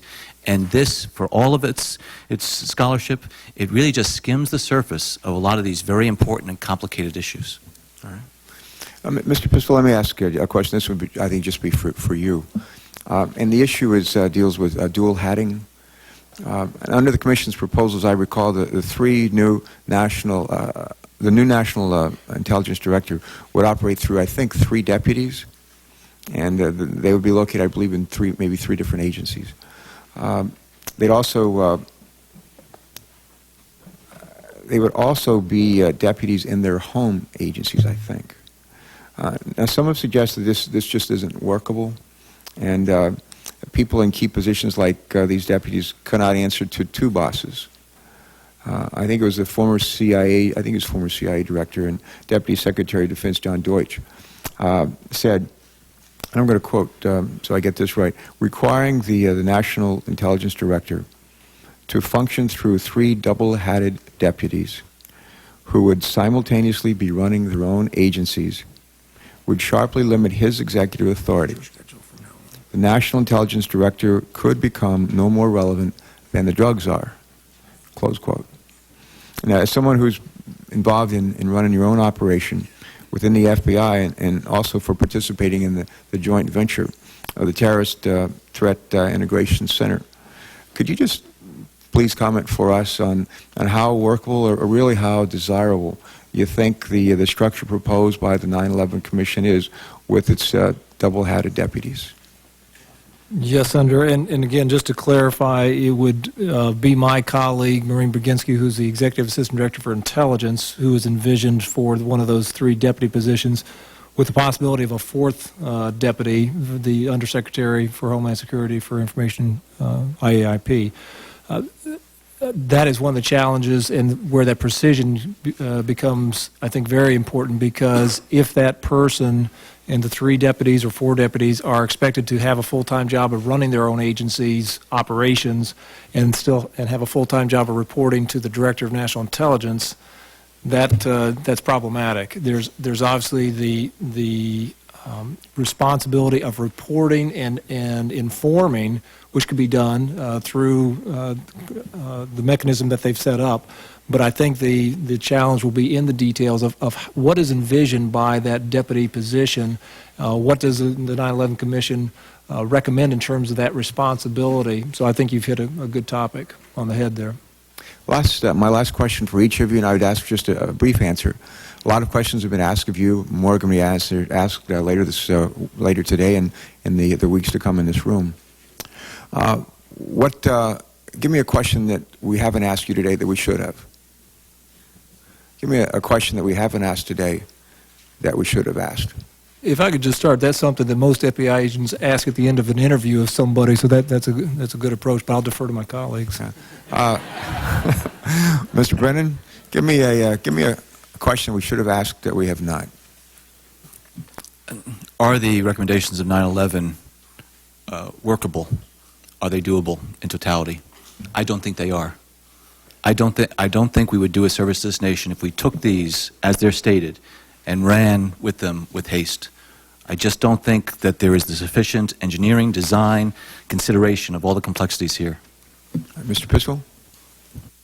Well, I would disagree somewhat, because I think the Commission's recommendations are a blueprint. The question is in the details of implementing. General Hughes. A similar answer. I'd pose the question like this. Have we considered carefully the effects that we can understand and the unintended consequences and the possibilities before we act? Because this is vitally important to our security. Mr. Mudd, give me one question. What are the things we've learned from September 11th? All right. Thank you all. Thank you, and thank you for your service to our country. Thank you, Madam Chair. Notice I was the only person on the committee who has not praised you for holding these hearings during the middle of our... And I will remember that. Well, I'll see you August, what is it, 16th? Yes, you have a chance to redeem yourself. I'd like to point out, Senator, the panelists also haven't praised the chairman, but we won't. Senator Levin. Begin by heaping praise on you and Senator Lieberman for calling these hearings. I want to make up for Senator Carper's faux pas. Really. It's not the first time he's done that for me. We created TTIC in order to fuse intelligence so that we would have it all coming relative to foreign intelligence to one place, and we could make an assessment, that we would avoid the problems that we had on 9/11 where information that one agency had fell through the cracks, was not shared with other agencies. Indeed, in some cases, was not even shared within its own agency, in the case of the FBI particularly. Now we've got TTIC in place. What are the shortcomings in TTIC that the new counterterrorist center would make up for? The overall framework that we had talked about before. Well, that's too general. I want to get to Mr. Pistol's point. Give me real specifically. What do you not have that you need? Do not have right now the sufficient number of analysts, managers, in order to carry out that primary responsibility for terrorism analysis in the U.S. government. Then you ought to get them. Right, and we're in the process of getting them now. Fine. Now you got them. Now, is there anything else you need that you don't have beside analysts? Because the new counterterrorist center has the exact same problem. They got to get analysts too. Right. What, other than that issue, which is an issue for any center that's going to fuse information, what do you not have now that you need specifically? For the TTIC build-out or for the National Counterterrorism Center concept? For what? To fuse all intelligence, to give us intelligence assessments of foreign terrorists that fuse all of the information from all of the sources. We're on the path to getting all the technology we need to bring together that architecture so we can do those federated searches and connect the dots. You're on That's that a path. process. We're on that path. Will this speed it up if we create a new center?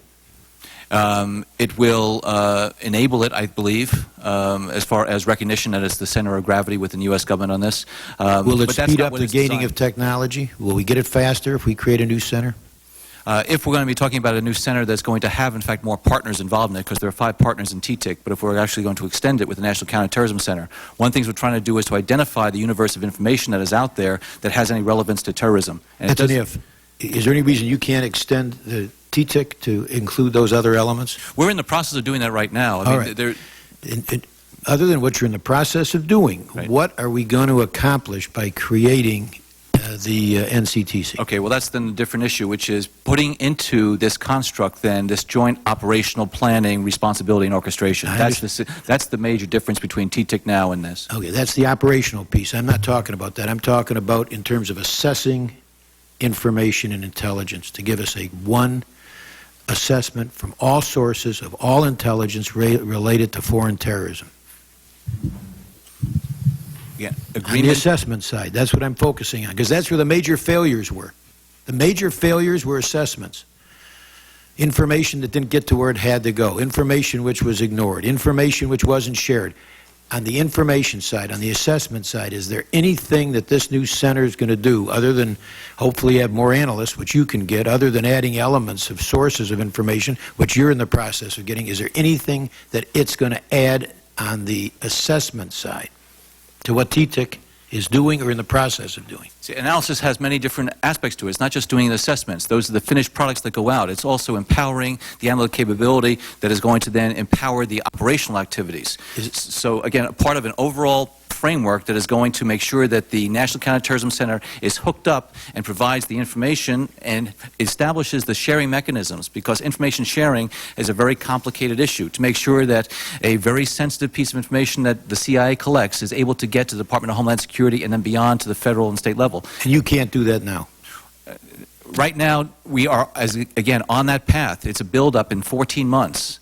I think when you get to where you're going, will you be able to do the same thing that the NCTC can do? Without the operational function. I think that's what's envisioned. Exactly right. Right. Putting aside operational function. Right. I think that was the plan, to keep moving forward with the TTIC model. Okay. So putting aside the operational side, you can, in terms of accumulating, giving assessments, and giving estimates, you can do the same thing on the path you're on when you reach that goal as the projected NCTC can do. That's exactly right as far as what our analytic capability is going to be able to allow us So in it's the the future. operational issue, which is the key question, whether we want to add that to the, or have that exist in the NCTC. Now, very quickly, if you can, each of you tell us in what are the, putting aside the issue of you don't want this new entity to go into the executive office of the president, you've all said that. What are the two top differences between your individual views and what the 9/11 Commission has recommended? Mr. Hughes, General Hughes, let me start with you. Just specifically, quickly, the two differences that you have with the 9/11 report, other than you would not put this new entity, if we had created, in the executive office of the president. Well, the 9/11 Commission is a broad treatment of many problems that now require details to put into effect. And those details are not yet present in common understanding. That's one. That's not one. I'm talking about specific recommendations that you disagree with other than the executive office of the president issue. There's a lot of recommendations there. Sure. I will give you, I can only give you one. That's good. I'll settle for one quick one. Okay, the 3 deputies should not be 3. If we have deputies, that's a question we have to discuss. It should be 4. Okay, we are quite different from the Federal Bureau of Investigation. All right, you want 4 deputies instead of 3. Should they be dual-headed? Very complex issue for me. I Kind of yes or no? Yes. Okay, Mr. Mudd? Pardon me, the specific structure laid out on page 400, I think it's page 413, I agree with Mr. Brennan. I do not believe that National Intelligence Director structure is workable. Number 2... You don't believe what is workable? That is the structure that's laid out in the diagram on page 413. And what specifically is not workable? It's too diffuse an effort, and I'm not sure I buy the dual-hatted piece myself. Secondly, if there is a vision that every element of everything we should do should be consolidated in one center, and I'm not sure that this actually advocates that. I would not support that. Finally, thirdly, and very specific, there is a paramilitary recommendation in here that I do not believe we should pursue. Which is to put all the paramilitary activity into the Department of Defense. That's correct, sir. Thank you. Ms. Pistol? The one that I would question is on the dual hatting of the deputies in question. Is there a second one beside Friday that's the major one, no? All right. And you agree with the executive office of the president should not be the place where this is located? I think that's a policy matter that I don't have a strong opinion on. You were the only one that didn't give your thank opinion on that one. Mr. Brennan, in addition to what you've already said, because you've been very clear about it, specifically, 2 recommendations that you disagree with. Again, the structure, I don't think it will work. There are issues about CIA in terms of what you want CIA to do, and I think that's a very legitimate issue that has not been addressed here. They still have all source analysis and clandestine services under CIA, but they've taken out paramilitary, and I think CIA should get back to its roots in terms of clandestine operations, activities, espionage, covert action, and that should be the focus, and that should be the real sort of driver of that U.S. activity. Gotcha. Do you all agree that TTIC right now has the primary responsibility for terrorism analysis, except information relating solely to purely domestic terrorism? Do you all agree with that? Okay. By the way, I'm glad that that's clear because Senator Collins, Chairman Collins and I spent a year trying to get that statement as to who has primary responsibility for terrorism analysis. It took 1 year for all the agencies to get that in writing. We're not moving quickly enough, folks, if it takes a year when we're in the middle of a war for 4 agencies to agree on who has primary responsibility for intelligence analysis. Next question.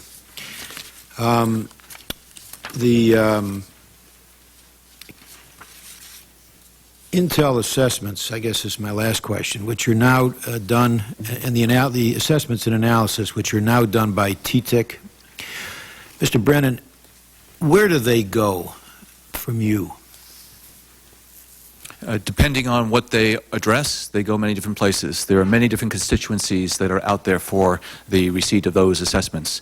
What we do is make sure that we have a robust dissemination system, and what we in fact have now is something called TTIC Online, which is a top-secret website that gets out to people. Do they all go first to the DCI? They go simultaneously to hundreds and thousands of people. But does the DCI have a role in those assessments and in those analyses before you conclude them? No, TTIC has the final review authority and release authority for those assessments. And so the director of CIA and the DCI does not influence, or could influence, but does not have any role directing, deciding what goes in those analyses now and those assessments? Since TTIC has stood up, never has there been an assessment that has had to go through the DCI, the ADCI. And you understand that would be the same with the NCTC? Or do you not know what that would be? That's my understanding as well, that the head of the NCTC would have that final release authority. Release, but would have no role in terms of the assessment or in the terms of the analysis. Well, the analysis... I'm looking for independence. We didn't have independence. Exactly. We want to make sure that, especially in an NCTC, that analytic independence is maintained separate from operations and policy considerations. And separate from the national director? As far as the national director has oversight over the entire system, but I think there needs to be, from the part of the NCTC head, that analytic integrity and independence that it is going to put things out. And that's the way it is right now, and I expect it to be that way in the future. Thank you. I want to thank our witnesses on this panel. You've been extremely candid in your assessment and in responding to our questions. We appreciate your service. We will be in touch as we continue this investigation or examination. Yes. I just want to add a final word of thanks, join Senator Collins in doing that, and to say that I was very taken with the fact that in the first go-round about what you're most lacking, each of you said adequate trained personnel. And we had to figure out how to help you create, in some sense, a marketing campaign like the old Uncle Sam needs you, because intelligence is the front line of the war on terrorism. And I just believe there's a generation of Americans out there who would respond to that call to duty if we frame it in the right way. And I hope you'll think about that, and you'll ask us, and your respective agency heads will come back to us and ask us for the money to fund that, because that is critical. Mr. Mudd, I know yes, sir. Just one comment. We can recruit them. We can train them. We just need to have the flexibility with you to get enough of them. Thank you. Senator Shelby. I've just got one observation. Thank you, Madam Chairman. I think in all major legislation initiatives, there will always be winners and losers. The details will come from the architecture coming out of this committee, and it will spell it out. I think we need to be very, very careful as we approach this, not to weaken or perhaps begin the dismantling of the CIA.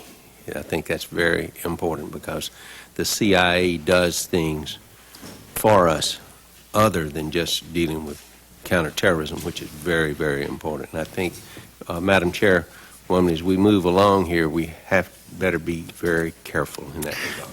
Madam Chairman, will the record be kept open for all of us for questions? It will indeed. We have another panel, just so that people understand that.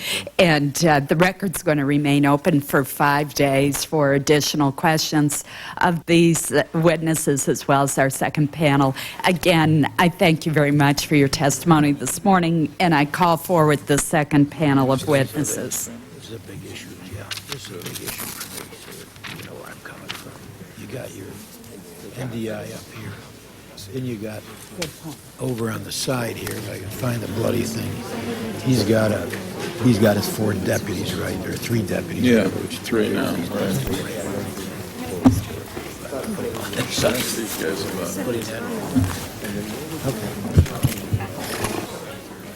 For more information on the September 11 Commission, go to our website, cspan.org. You'll find video of all public hearings. You can read the Commission's final report and link to related websites.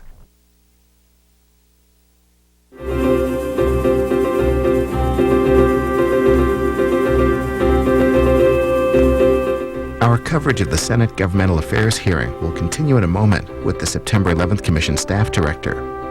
That's followed by a recently released British report on terrorism worldwide. About an hour later, we'll show the Senate hearing again on the September 11th Commission recommendations.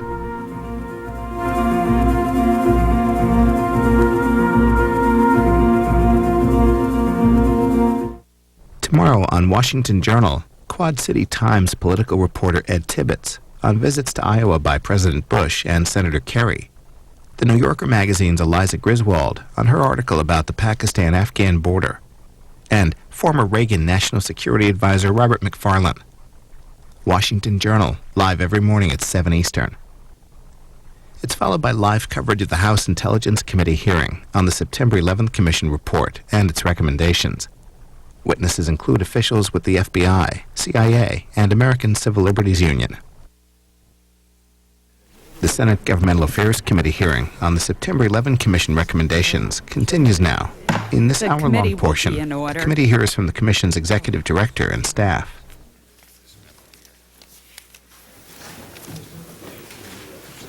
We will now hear from two individuals who, as the lead staff members of the 9/11 Commission, have devoted the last year and a half to understanding the events that led up to the September 11th attacks and our nation's anti-terrorism preparedness and response. Philip Zelikow is the Executive Director of the Commission.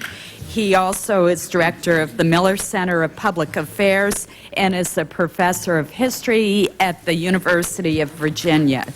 Christopher Kojum is the deputy executive director of the 9/11 Commission. He is a former deputy assistant secretary for intelligence policy at the State Department and served as a senior staff member on foreign policy for Representative Lee Hamilton, the vice chair of the commission. We welcome you here today. We very much appreciate the extraordinary public service that you have rendered over the past year and a half, and we look forward to your statement. Mr. Zelikow, we'll start with you. Madam Chairman. Madam Chairman, Senator Lieberman, and members of the committee, thank you for inviting us to appear. This committee is preparing recommendations to the Senate for government reorganization, especially for counterterrorism and intelligence. You have already heard from our chair and vice chair. They summarized the Commission's recommendations. We are here to follow up on specifics about the recommendations, specifics about why the Commission made certain choices, and specific responses to some of the concerns that have been voiced. But before plunging into details, we urge you to keep the big picture in view. The Commission made recommendations about what to do, a global strategy, and how to do it, reorganizing the government.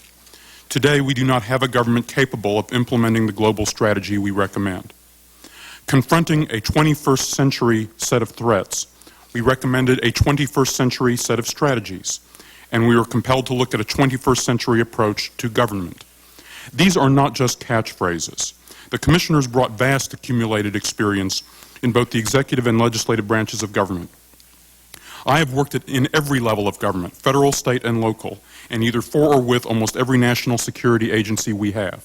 Chris Kojum spent 14 years on the Hill and over 4 years more as the State Department's representative to the intelligence community.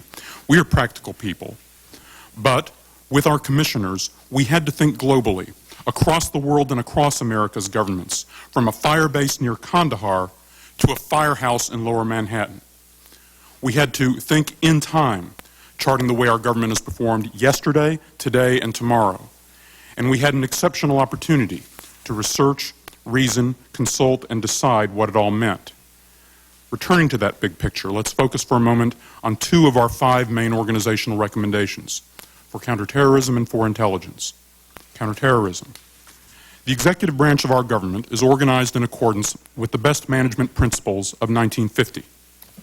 We have large, vertically integrated, industrial-sized behemoths. What therefore happens is that each of the agencies does its job and then tries to get others to cooperate, and vice versa. If they need a lot of help from other agencies, they create their own interagency processes. CIA, for instance, runs an interagency meeting at 5 o'clock almost every day to enlist help in working on the daily threats. But that is only the best-known example. Analogous meetings occur in meetings run by the FBI, by the Military Central Command, by the Military Special Operations Command, and so on. As for intelligence, each major agency tries to build its own fusion center. This was the basic pattern before 9/11. Take, for example, the Moussaoui case. Moussaoui was arrested in August 2001 because of his suspicious behavior at a Minnesota flight school. The FBI in Minneapolis took charge of the case, worked it hard, and ran into frustrating problems in pursuing the investigation. None of the senior managers at FBI heard about the case or these problems. But, good news. The arrest was brought to the attention of the top official at CIA. DCI Tennant was told about the case in late August. Islamic extremist learns to fly was the heading on his briefing. I asked him, what he did about that. His answer was that he made sure his working level officials were helping the FBI with their case. Did he raise it with the president or with other agency counterparts, even at the FBI? No, he answered, with some heat. After all, it was, he insisted, the FBI's case. There is one example of the pattern: vertical integration. Even a willingness to cooperate, but no joint analysis, not joint planning, no connection of the case to the national intelligence picture of imminent attack, no involvement by the White House. No one there even learned about the case until after the 9/11 attacks. Other illustrations can be found in the report, especially in Chapter 11 and Chapter 8. Since 9/11, we saw evidence of an enormous expansion of effort, with more numerous and stronger participants, including 3 unified commands in the Defense Department and an entirely new Cabinet Department working in the same outdated, redundant, and fragmented system, producing energetic, often effective, but disjointed analysis and action managed by constant improvisation, led by a greatly, 50%, enlarged White House staff and proliferating interagency working cells around the government. Since terrorism poses such a revolutionary challenge to old ways of executive management in our national security bureaucracy, counterterrorism requires an innovative response. One source of inspiration for us was in national defense. During World War II, the United States created a joint staff that works for the chairman of the Joint Chiefs of Staff. Plans and operations were still mainly formulated by the different services, the Army, Navy, Air Force, and Marines. But the joint staff tried to coordinate their efforts. Experience showed this coordination was not good enough. Since the passage of the Goldwater-Nichols Act of 1986, the structures changed again. The chairman of the Joint Chiefs and the Joint Staff became much stronger. The Joint Staff developed joint analysis and joint planning for joint action. Then those plans were directed and executed by combatant commanders or the military departments. The military processes are far from perfect, but few, if any, commanders would prefer to go back to the old model. Our recommendation calls for a National Counterterrorism Center. The director of the NCTC should be the President's principal advisor on counterterrorism, intelligence, and joint operations. The NCTC Directorate of Intelligence, its J2, should have primary responsibility in the United States government for analysis of terrorism and terrorist organizations from all sources of intelligence, whether collected inside or outside of the United States. It should be the reference source for all source information about suspected terrorists, their organizations, and their likely capabilities. It should propose relevant intelligence collection requirements for action by national and departmental agencies inside and outside of the United States. It should have primary responsibility in the U.S. government for net assessment and warning about the terrorism danger, comparing enemy capabilities with assessed national vulnerabilities. The NCTC Directorate of Operations, or the J3 in military parlance, should have primary responsibility for providing guidance and plans, including strategic plans, for joint counterterrorism operations by the U.S. government. The NCTC would not break the formal chain of command for executive agencies, just as the Joint Staff today is not part of the formal chain of command between the President, the Secretary of Defense, and combatant commanders. If the heads of executive departments disagree with the joint plan, then the NCTC should accede or take responsibility for elevating the issue to the National Security Council and the President in order to obtain needed decisions. The NCTC should have substantial overall responsibility and accountability.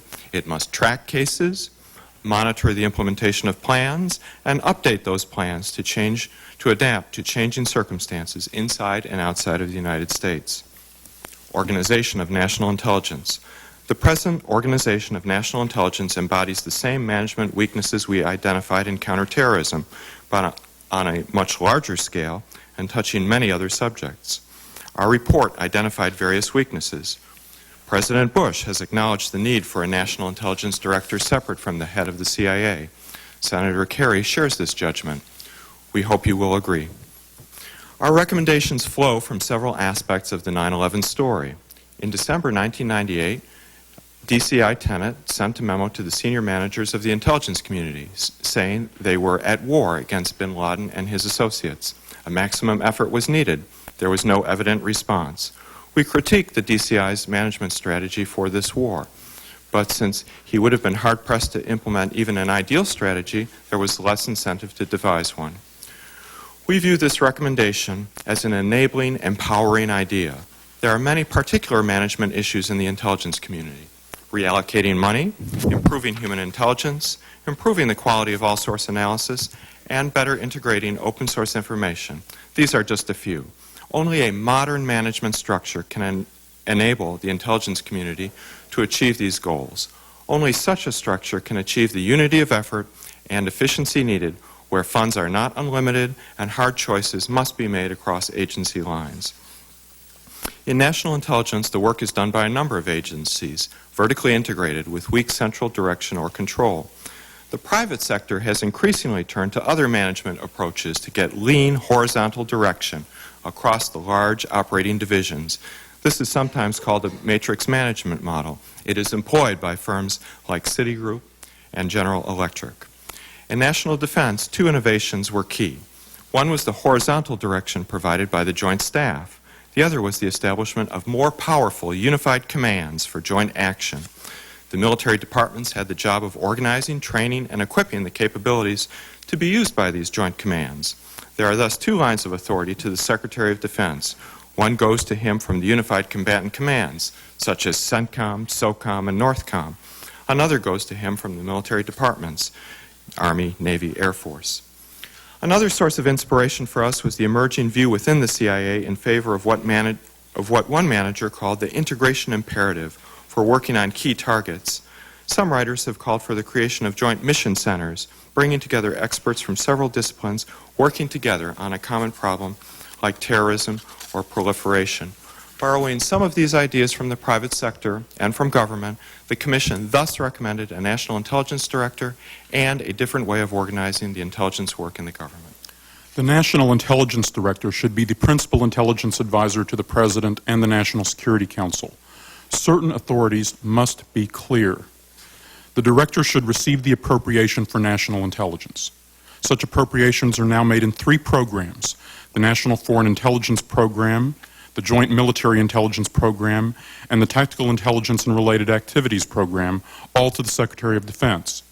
These programs should be consolidated into 2: a National Intelligence Program appropriated to the National Intelligence Director and consisting of the current NFIP and probably much of the current JMIP, and a departmental appropriation for systems and capabilities that will only be used by the Department of Defense. The overall appropriation should be unclassified, as should the top-line appropriation for the principal intelligence agencies. Congress and the American people should be better able to make broad judgments about how much money is being spent and to what general purpose. The Director should have hire and fire authority over the heads of the national intelligence agencies and the principal intelligence officers of the Defense Department, the FBI, and the Department of Homeland Security. The Director should be able to set common standards for interoperability across the intelligence community for personnel, in part to facilitate joint assignments, for security, to reduce unnecessary or inadvertent compartmentation, and for information technology. The National Intelligence Director should have 2 principal lines of authority, both crossing the foreign domestic divide. The first line of authority should extend to national intelligence centers, organized for joint missions. These centers, the unified commands of the intelligence community, should provide all-source analysis drawing on experts from a number of agencies. Guided by their analytic work, they should be able to propose collection requirements and task assets. Conflicting demands would be resolved by the National Intelligence Director. The National Intelligence Director's second line of authority should extend to the national intelligence agencies and the departmental entities that should be the capability builders for the nation's intelligence. They should hire, organize, train, and equip the people and operate the major systems and platforms. The CIA would take the lead in foreign intelligence, concentrating on training the best spies and analysts in the world. The Defense Department would take the lead in defense intelligence, honing that craft and acquiring and operating key national technical systems.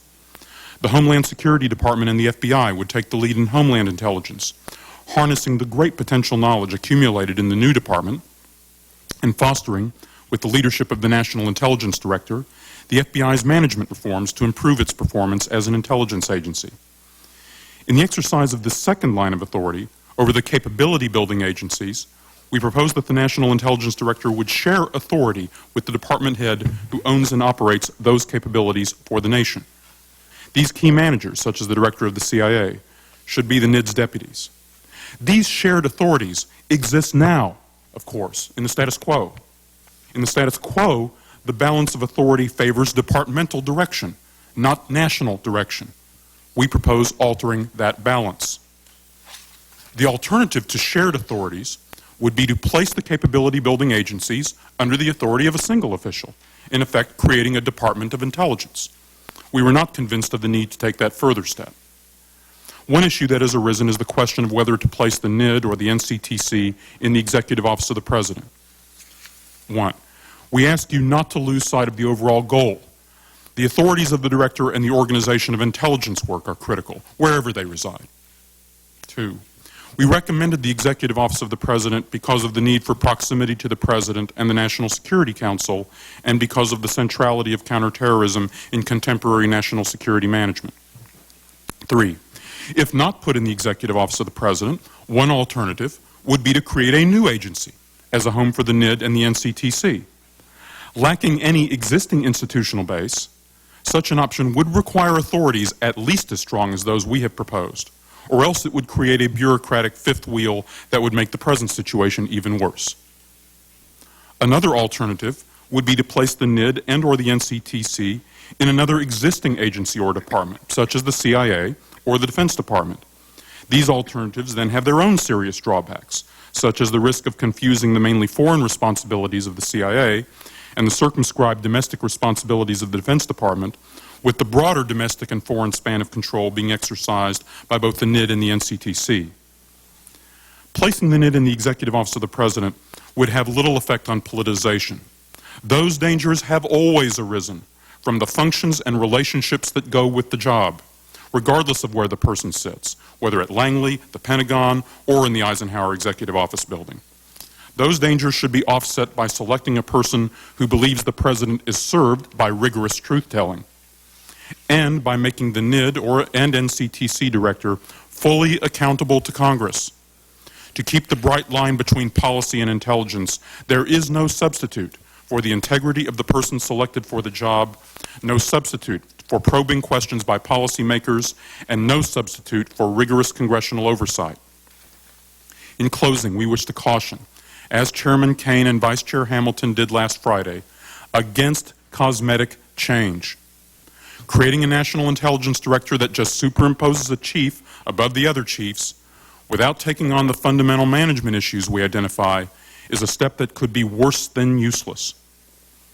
Also, please do not forget the strategy, the substance at the heart of our recommendations. Do not forget, though it may be the work of others, the other organizational suggestions we make, especially in information sharing and for reshaping the oversight work of the Congress. Many voices will rightly caution you against undue haste, but the Commission did not act with undue haste in developing these recommendations, as it built on ideas that, in some cases, have been debated for more than 20 years. President Roosevelt, Secretary Stimson, and General Marshall did not act in undue haste when they created a Joint Chiefs of Staff to cope with weaknesses made evident by war. The Congress and President Truman did not act with undue haste in rapidly adopting a National Security Act in 1947 that, among other things, created a Secretary of Defense vehemently denounced at the time as an unnecessary bureaucratic layer. A rare opportunity has emerged to recover common purpose and take common action across partisan lines, even amid a hotly contested election. Such opportunities take the measure of leaders. We have been deeply impressed by the readiness of our nation's leaders in both parties to step up and call for prompt action. The response of the Congress, of the Senate and House leadership, and of this committee has already moved into unprecedented ground. You have already stepped beyond what was probable to consider what is possible. Thank you. Thank you for your testimony. All of us have scheduling pressures this afternoon, but Senator Specter does have a plane that he's trying to catch, so I'm going to allow him to do the first round of questions. Thank you. Thank you very much, Madam Chairwoman. Gentlemen, congratulations on a fine report, and congratulations to your colleagues on the staff. We know how much credit is due the staff, so we thank you. Starting with the issue of double hatting and taking, for example, the double hat in the Department of Defense, you already have the very forceful testimony of Secretary Rumsfeld in opposition. How can it really work if you have a national director telling the deputy in defense what to do, and the deputy in defense has to respond to the secretary, and inevitably there will be a situation where the secretary of defense will disagree with the national director and will tell the deputy in defense what the secretary wants. How can that person really, as the old saying goes, be accountable to two masters? Mr. Zelikow? The accountability to two masters is a dominant feature of the status quo, sir. So right now the director of the NSA has two masters. The director of the NGA has two masters. And boy, they know it. So the problem is not that whether or not you have two masters or not, it's how you weight the power between them. We think right now that balance of power is heavily tilted towards departmental priorities to the department that owns their budget. And we suggest that that balance needs to be altered so that national priorities are dominant. Picking up on if there's a conflict, sir, then that needs to be taken to the National Security Council and the President. Well, it's very problemsome, in my opinion, to structure a reorganization where you're going to have to take the problems to the President. He's a pretty busy guy. Picking up on the issue of budget, do you think a national director of intelligence has a chance to be successful, Mr. Combe, if the director doesn't control the budget? Senator, I think it's highly problematic at best if he does not control the budget to conduct the responsibility we believe he needs to conduct. Mr. Zelikow, when we talk about splitting off the counterintelligence of the FBI, I think that can be done. You have the CIA for foreign intelligence, but when it comes to the Department of Defense and you have the strategic intelligence, how do you structure intelligence in the Department of Intelligence Agency so that the battlefield issues remain under the control of the Secretary of Defense as opposed to the intelligence matters in other lines? I think, sir, you have to avoid disrupting the operational control of the executive agencies over their line people in the field, and we try to avoid doing that. Sir, the problem is, this is the problem the private sector routinely confronted in the 1960s and 70s as they adopted the matrix organization models that are now commonplace and have been now for 20 years in most of the large multinational corporations. This was actually innovated a lot in the aerospace industry in response to Pentagon demands. They have to preserve the concept of unity of effort while responding to multiple bosses. And to the credit of the Department of Defense, they addressed this issue very clearly and early in the 80s. They have, in effect, a joint staff that provides joint plans, but does so without inserting the joint staff into the operational chain of command. The issue about putting the national director in the executive branch in a non-confirmed position would characteristically not provide for congressional oversight, which is a very strong recommendation that the 9/11 Commission has made. Wouldn't be giving up just too much not to have And the President has come forward with a national director to be confirmed by the Senate, so you're going to have the traditional oversight. How do you reconcile the strong 9/11 Commission position on tough oversight with the creation of a national director who would not be subject to congressional oversight? I think we understand the President and the 9/11 Commission as being in agreement on the issue of Senate confirmation of the National Intelligence Director. What has not yet been specified is whether the Director of the National Counterterrorism Center also would be Senate confirmed. On that point, the President was silent, and the Commission has not been silent. Thank you very much, Madam Chairwoman. Thank you. Senator Lieberman. Why don't you go ahead? Thank you. I want to follow up on the testimony that we heard earlier today from the director of TTIC. In response to questions that Senator Levin raised, and also in my private conversations with Director Brennan, it is evident that he has had difficulties in getting the resources, particularly the trained experts that he needs, to staff the center. What would make the scenario any different when it comes to a national counterterrorism center?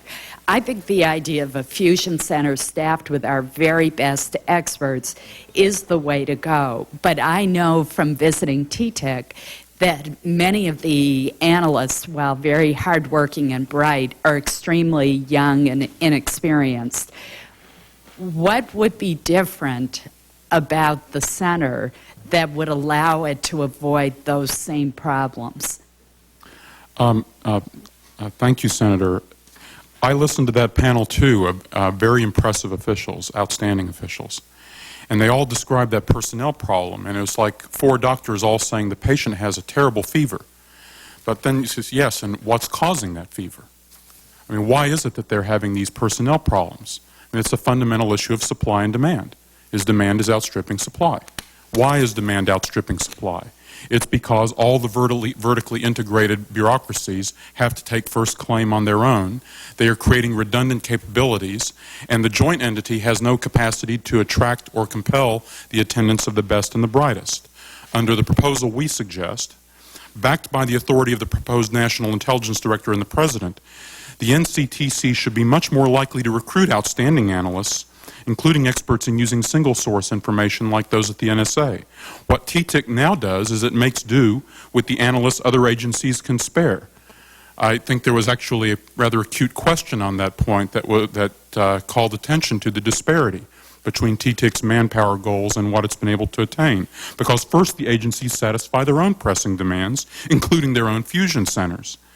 You can make those joint assignments more attractive to the personnel if you have joint personnel policies set across the intelligence community that encourage and facilitate joint assignments. Personnel standards that we propose also should be set by the National Intelligence Director. One of the major differences between the proposed center and TTIC is the Counterterrorism Center would have a role in operational planning. Your recommendation in that regard is different from the conclusion reached by the Gilmore Commission back in 2002.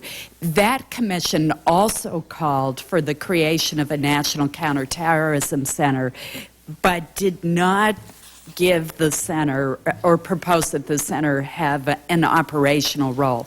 That's going to be a major issue for this committee to decide. Would you elaborate more on the commission's belief that the center should have an operational role?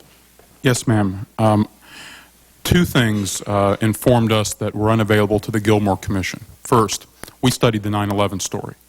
And problems in transnational operational management, as we elaborate in Chapter 11 and other places, are just central to that story.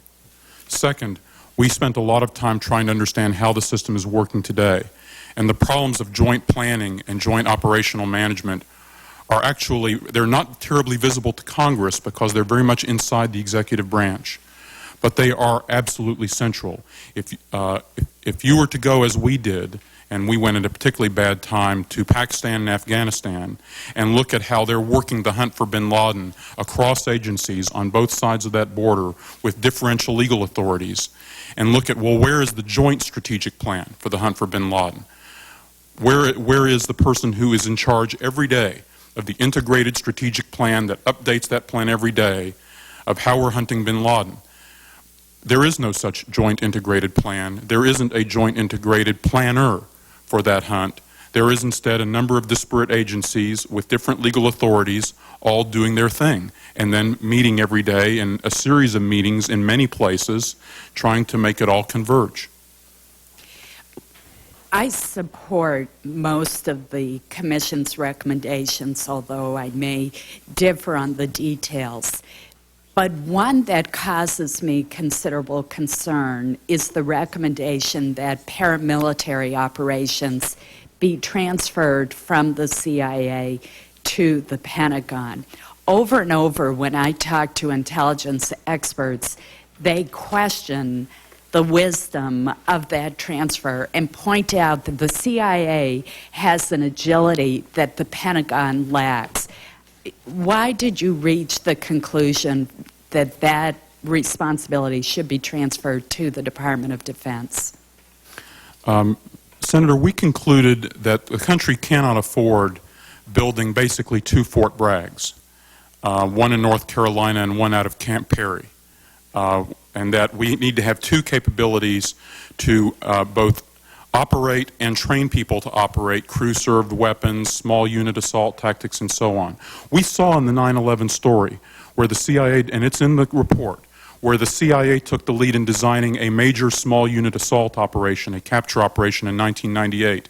And because the CIA did it, it was regarded as an amateur operation and was not seen as credible by national policymakers. It went by the Joint Staff, and they said, well, it looks pretty good, but we take no ownership of it. Had the Special Operations Commander at the time, General Canavan, come in and said, this is my plan, and I think it works, we think that whole capture operation story is a different story. I'll add that there are a number of issues which we can't get into in open session having to do with legal authorities and operations in the field that are complications. And I think it's, frankly, the culture issues you see is basically the elephant versus the gazelle stereotype. And the problem is those culture issues partly arose precisely because of these organizational stovepipes. I think if you, and instead we'd say, well, we have to keep those organizational stovepipes because these people have evolved into elephants and gazelles. That's just not, we think, the right management approach. I think a better approach would be to try to address the culture issues by getting CIA and DOD cooperating on the ground, training, exercises, and joint planning, so that Special Ops is challenged to develop that kind of agile culture working with CIA, and I think they'll meet that challenge. Thank you. Senator Lieberman. Thanks, Madam Chairman. Thanks to the two of you for your extraordinary service to the Commission. I must say I listened very intently to your testimony today, and again, I thought it was eloquent, I thought it was bold, and I thought it was, for me, ultimately convincing, just as the Commission's report was. And you're going to need to continue to have all those characteristics, and so are Governor Kane and Congressman Hamilton, because you can feel the resistance building to the changes, or if not a direct confrontation or opposition to what the Commission has recommended, and embrace, but maybe not with all the details. So, as I said earlier, I was encouraged by the President's embrace of the National Intelligence Director yesterday, but troubled that he is reluctant or opposed to giving the Director the budgetary authority needed to be strong. We got some of the same from the panel that preceded you, four extraordinary public servants, and yet extraordinary within those stovepipes, and I think still reluctant to I believe Lee Hamilton said, smash the stovepipes. The stovepipes are now cooperating more, but there's no real coordinator. And as you just said a moment ago, almost 3 years after September 11th, there's still nobody in charge of the hunt for bin Laden, not to mention the overall intelligence community. So we got a battle ahead of us. but it's critical that we fight it and we win it. Let me ask you to comment on what you, first on the President's statement yesterday, what you understand to be his position on budget authority for the NID. Incidentally, General Hughes did seem to support it this morning, and I appreciated that. A couple of the others were uncertain. And then there's some language about the Counterterrorism Center in the President's statement that seems to suggest action, planning, jointness, but not clearly. How do you read what the President said yesterday, and what's your reaction to it? And I'd like to ask Chris also to comment on this question. I saw the President's statement yesterday and the elaborations of it as a constructive opening for the development of important ideas into concrete detail. I thought I was struck by the four panelists this morning at the constructive tone they all adopted to the recommendations. That's a very good point with regard to both the President and the four, that even though there may be disagreements and some resistance to your recommendations, but we're beginning a dialogue here.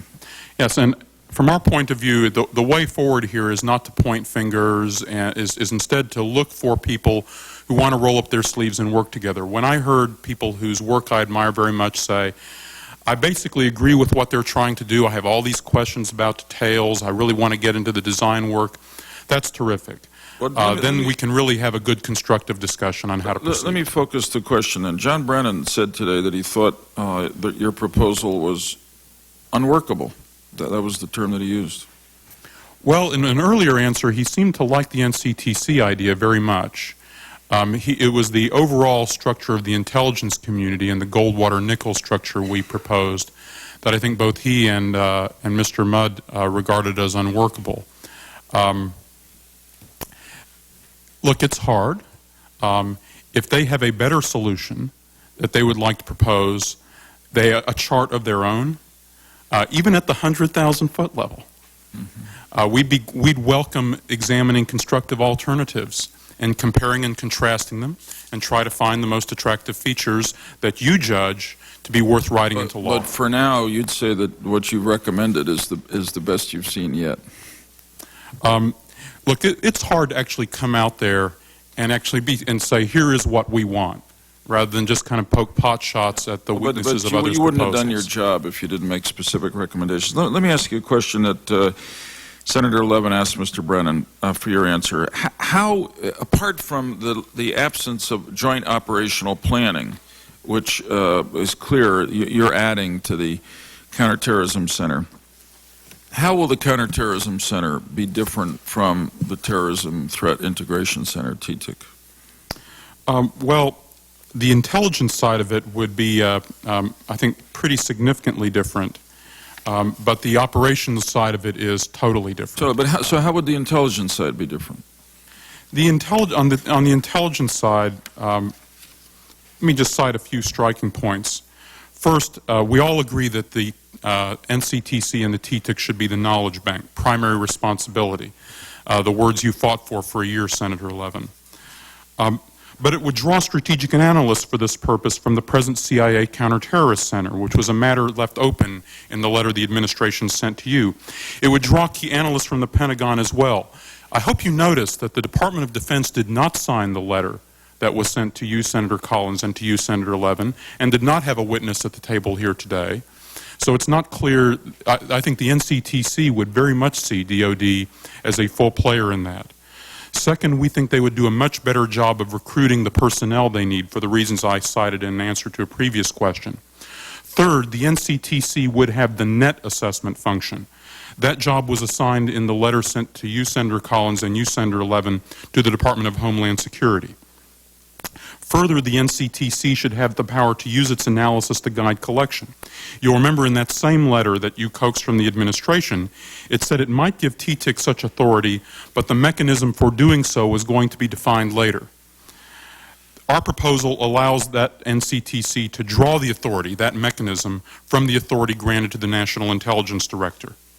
And finally, the current TTIC is, of course, expressly forbidden from being involved in operations, but we believe, like the military and diplomats and people in finance and law enforcement, that the integration of analysis and action is essential to both.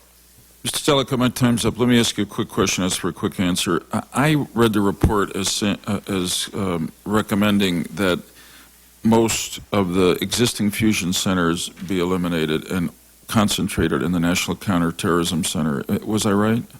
Not entirely, sir. We don't see this as just kind of one giant center, the blob that absorbs all the others. We instead see this as the center in which you do the strategic analysis, but every one of the executive departments will still need an intelligence unit to support its executive work. So, for instance, let's take the military analogy. The military is going to conduct an operation. It has a J2, an intelligence unit attached to the unit in the field. It draws information from the knowledge bank, say in the case of ground operations, the National Ground Intelligence Center. That is the institutional memory of the Army about geography or enemy order of battle. It draws what it needs from the knowledge bank. It uses its own intelligence unit to support operations, and then from what it learns in that operation, it passes information back to be deposited in the knowledge bank for future reference by another operator. So the key executive departments still need their own intelligence support, their own J2s, in effect. And that's quite right. The CIA's CTC will turn into that. It will become the DO targeting center in a way that it really has been for most of its history. But you still have the central, there will be no question as to who has responsibility for strategic analysis and institutional memory. Thank you. Thanks, Madam Chairman. Thank you. Senator Coleman. Thank you, Madam Chair. I'm trying to sort out whether we're operating at 10,000 feet here or whether we're operating on the ground. And I must tell you that I don't know right now. I came to this with an openness to support the National Intelligence Director. We can have debates about budget authority and where it's placed. I share Madam Chair's concern about the recommendations regarding paramilitary. My comment on that is I think we need to be careful, in fact, in all this discussion of reflecting on the context in which we're operating. In 1998 context, clearly you're going to have the problems that Ms. Zellick, how you expressed, but I don't know if that's the case today. What I heard from the panel before was every one of them saying we've changed the way we operate, we've changed the way we think, and I think we've got to keep that in mind. We can't be going back to 1998 reality to construct a 2004-2005 solution. The other concern I have is what I heard from that other panel, is that the problems are not structural problems, they're human problems. And a great concern about form following function. And what we have here, function following form. You've got, here's the structure now, this is going to kind of change the way in which we operate. I must comment that, and I raised the question, I didn't hear a single thing from the panel today that says we're not doing something we should do that has critically impacting national security because we don't have this new structure. We can do some things perhaps a little better, we need to reflect on, but I didn't hear, in particular in regard to this question of no one in charge, I didn't hear from anybody today that there's something that we're missing because we don't have a national intelligence director. And so I think we just have to be careful as we kind of analyze this thing, what is it that we're getting? And my concern is that we're going to be able to do that in a month. Let me raise one other issue, though, and that's the congressional oversight function. Because it's very clear from this report that congressional oversight function is critical, is absolutely key. And the question I have is, do we have the capacity to do that? I'd like to have a better understanding from you of what kind of time, what kind of effort, what kind of focus are members of this body supposed to have to do the kind of job that you expect them to do to make this work. Clearly, in the past, we have a lot of committees we serve on. We've got a lot of things that we do. We have a committee. It's people put time and energy into, but clearly, the type of oversight that's required has not been done in the past. So help me understand better what you're really expecting from members of this body to do the kind of job that you think they need to do to perform the kind of oversight function you're expecting of this Congress. Senator, let me start on your personnel question. We on the Commission share the view that the most important thing is the people and getting the right people and giving them the right training. We began our recommendations precisely on this point, and nothing is more important than recruiting and keeping and rewarding such people in government. This is also why we believe the National Intelligence Director must have control over personnel policies. We've got many different policies across the intelligence community, many policies across executive branch agencies. At least within the intelligence community, we surely need to draw these policies together precisely so we can achieve the objectives you outline.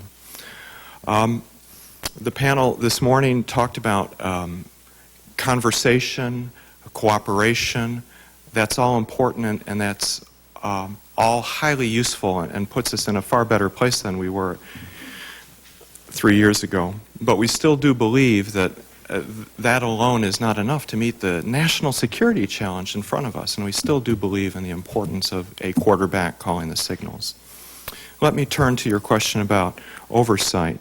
Both the chair and vice chair, Kane and Hamilton, if we had to sum up in one word, they believe stronger powers in the executive branch for the National Intelligence Director, for the Counterterrorism Center, but equal powers, stronger powers of oversight to keep the very checks and balances that I know so many members of this panel have already cited as important. How is oversight well done? Well, I think there's a very good example on this committee. Its oversight panel has done superb work over many years. And even though it has not had a day-to-day focus on the budget, the oversight panel of this committee has come up with hallmark proposals and things that work their way into legislation that have made a real difference for this country. I am presumptuous in telling this panel that oversight work is hard. You all know that, and you do it quite well. I think our single point would be is you need single committees dealing with single problems. The Homeland Security issues just cover so many committees across government. The intelligence panels don't have all the powers that they need to get their job done. One can dispute whether it should be a joint panel or combining authorization and appropriation. We just want you to come away with a central point, stronger oversight committees, and we leave it to the experts to design them. Thank you. Just to follow up in the 30 seconds I have, and maybe I need more time than that. I mean, would it be fair to say that oversight in the past failed, that we didn't have the kind of oversight that we need today? With respect to the intelligence community and its 15 elements, it's hard. It's hard to do that oversight task responsibility well and correctly, and we know that the committees worked hard at it and did, I am convinced, to the very best of their ability. I think our point is not to criticize actions of the past, but to set up structures for the future that can enable good people working hard to accomplish those goals. Thank you. Thank you, Madam Chair. Thank you. Senator Akaka. Thank you very much, Madam Chairman. One of the issues raised in the 9/11 report is a lack of skilled analysts, especially in the area of foreign languages, available for recruitment by the intelligence community. I was interested to hear from each of our witnesses on the first panel that recruiting, training, and deploying skilled personnel is their most pressing need. I agree with their assessment, which is why several of us on this committee have offered legislation to address the need to hire people to fill the void. The Senate has passed our bill in November 2003, which has not been acted upon by the House. I hope my colleagues will join me in my effort to encourage the House to take up S-589, which passed the Senate last fall and would certainly help in this regard. I would like to follow up on something you said earlier. You stated that the NCTC will not have the same personnel problems as the TTIC, because it will likely have the ability to recruit the best and the highest and the brightest people before they go to the other intelligence agencies. Are you concerned that this will deplete the number of qualified personnel at organizations like the CIA and the FBI? Senator, I'd like to more optimistically envision a world of fruitful competition. You may remember there was a time when no self-respecting, high-flying military officer wanted to work on the Joint Staff. Now it's indispensable for the high-flying military officer to get an assignment on the Joint Staff. Now that doesn't mean that the Air Force feels it can't find good officers anymore. So you want to create incentives for joint work, but beyond that, measures, perhaps like your legislation, Senator, need to be taken to change the whole supply side equation. Senator Coleman, you asked, how does having a national intelligence director make a difference? It makes a difference because then you have a management strategy, maybe 4 or 5 years ago, that addressed the supply side of the equation. I earlier talked about the demand side. Everybody wants people. The supply side of the equation means, years ago you had said, we're confronting Islamist terrorism. What is our personnel need going to be for that? What kind of resources and language training slots and the whole slice of things that go with that do we need across the community? And then there's a budget and a management strategy that goes with gearing up. All right, that time passed. Now we still need to have that capability, that flexibility, to have agile management strategies to do the supply side work to address your concern, Senator. One reason that demand is outpacing the supply of skilled analysts and linguists is because our schools do not promote the study of languages. Our school curricula do not always match the needs of society, nor is public service always honored. Did the Commission discuss any changes in our education system at all levels to address these deficiencies? We did, sir, and not at great length. In Chapter 3, we actually called attention to the problem in getting people who would study Arabic in American higher education and some of the trends that were creating that problem. There is perhaps a role for both government and the private sector in incentivizing higher education to devote resources. I think that some of that's already happening now, and all of you know that in the past the government has done things such as in the National Defense Education Act during the Cold War to try to incentivize the study of languages that might otherwise not draw as many students as one would wish. Yesterday, President Bush, as we all know, announced that he will create the NCTC by executive order and call on Congress to amend the National Security Act of 1947 to create a National Intelligence Director. Until the NID exists, the NCTC will report to the CIA. I'm concerned that if Congress does not agree with the President and decides against the National Intelligence Director, which is a possibility, the NCTC will remain housed under the CIA and could end up being a second TTIC. Will you comment on the risk of implementing one recommendation without the other and whether the two concepts are dependent on each other? Sir, the NCTC will not work as a subordinate entity of the CIA. It's just as simple as that. Let me give you one example, but there are many. One example is the NCTC is supposed to run intelligence operations across the foreign domestic divide, including, say, in Honolulu or in Phoenix. The head of the CIA should not be the person who is responsible for overseeing domestic intelligence operations. That's already forbidden by law, and that's not a provision of law we propose be repealed. Would you like to comment on that, Mr. Coden? No, I simply agree with Thank you very much, Madam Chairman. my My colleague. time has expired. Thank you. Senator Dayton. Thank you, Madam Chairman. I want to join with others in thanking you for your extensive and exhaustive work. It's been a great service to all of us and your country. Thank you very much. I want to go back to some of the events that you chronicle in the report on September 11th itself, and some of the discrepancies, particularly involving NORAD.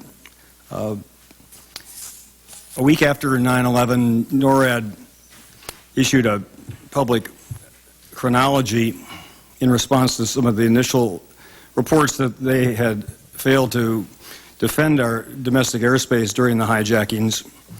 And their chronology, again, dated September 18th, 2001, stated that the FAA notified NORAD of the second hijacking at 8:43 a.m., that FAA notified NORAD of the third hijacking at 9:24, that FAA notified NORAD of the fourth hijacking at an unspecified time, that prior to the crash in Pennsylvania, Langley F-16 Civil Air Patrol Langley F-16 Civil Combat Air Patrol remains in place to protect D.C. And then in public testimony before your commission on May of 2003, NORAD officials stated, and I don't know whether this was under oath or not, but at 9:16 they received hijack notification of United 93 from the FAA. Your report notes that that hijacking did not actually occur until 9:28 a.m., 12 minutes after they said they received that notification. In that testimony, also before your commission, NORAD officials stated that at 9:24 they received notice of the hijacking of the third plane, American Flight 77, which your commission's report also states is untrue, that NORAD was never notified that that plane was hijacked. And they also testified before your commission that they scrambled the Langley, Virginia fighters to respond to those two hijackings, yet the tape remarks, according to your report, at both NORAD and FAA reportedly documented that that order to scramble was in response to an inaccurate FAA report that American Flight 11 had not hit the First World Trade Tower and was headed to Washington. And your report notes that that erroneous alert was transmitted by the FAA at 9:24 a.m., 38 minutes after American Flight 11 had in fact exploded into the World Trade Tower. Can you give me any way to reconcile their stated versions and yours? No, sir. We addressed that directly on pages 31 and 34 of the Commission report. We did, more or less as you have just done, contrasted NORAD and FAA prior statements with the conclusions the Commission has reached. As you may know, sir, in public testimony, which was sworn, officials of both NORAD and FAA have acknowledged that the Commission's account of these facts is accurate and their prior accounts were indeed incorrect. Did they explain how it is that they came to recognize the veracity of yours and the inaccuracy of their own? Sir, we all regard it as a learning process, and I think further questions about the learning process at their end are directed to those agencies. Thank you. Also, there were various reports based on sources that shortly after 9/11 that stated that very shortly after the Pentagon was struck at 9:34, quote, Pentagon officials ordered up the airborne command post, use only in national emergencies. There's another reference in another article to AWACS plane being sent up at about that time. Are you aware of an AWACS or airborne command post being sent aloft at that? This is again about between 9:35 and 10 a.m. Because your report doesn't mention one. No, sir. The aircraft you're referring to has to do with continuity of government issues that we chose not to discuss in the report for reasons of classification. We are, however, aware of the aircraft movements you refer to and tracked the movements of that and other relevant aircraft completely. If they had borne in any material way on the 9/11 story, we would have discussed it in our report. All right.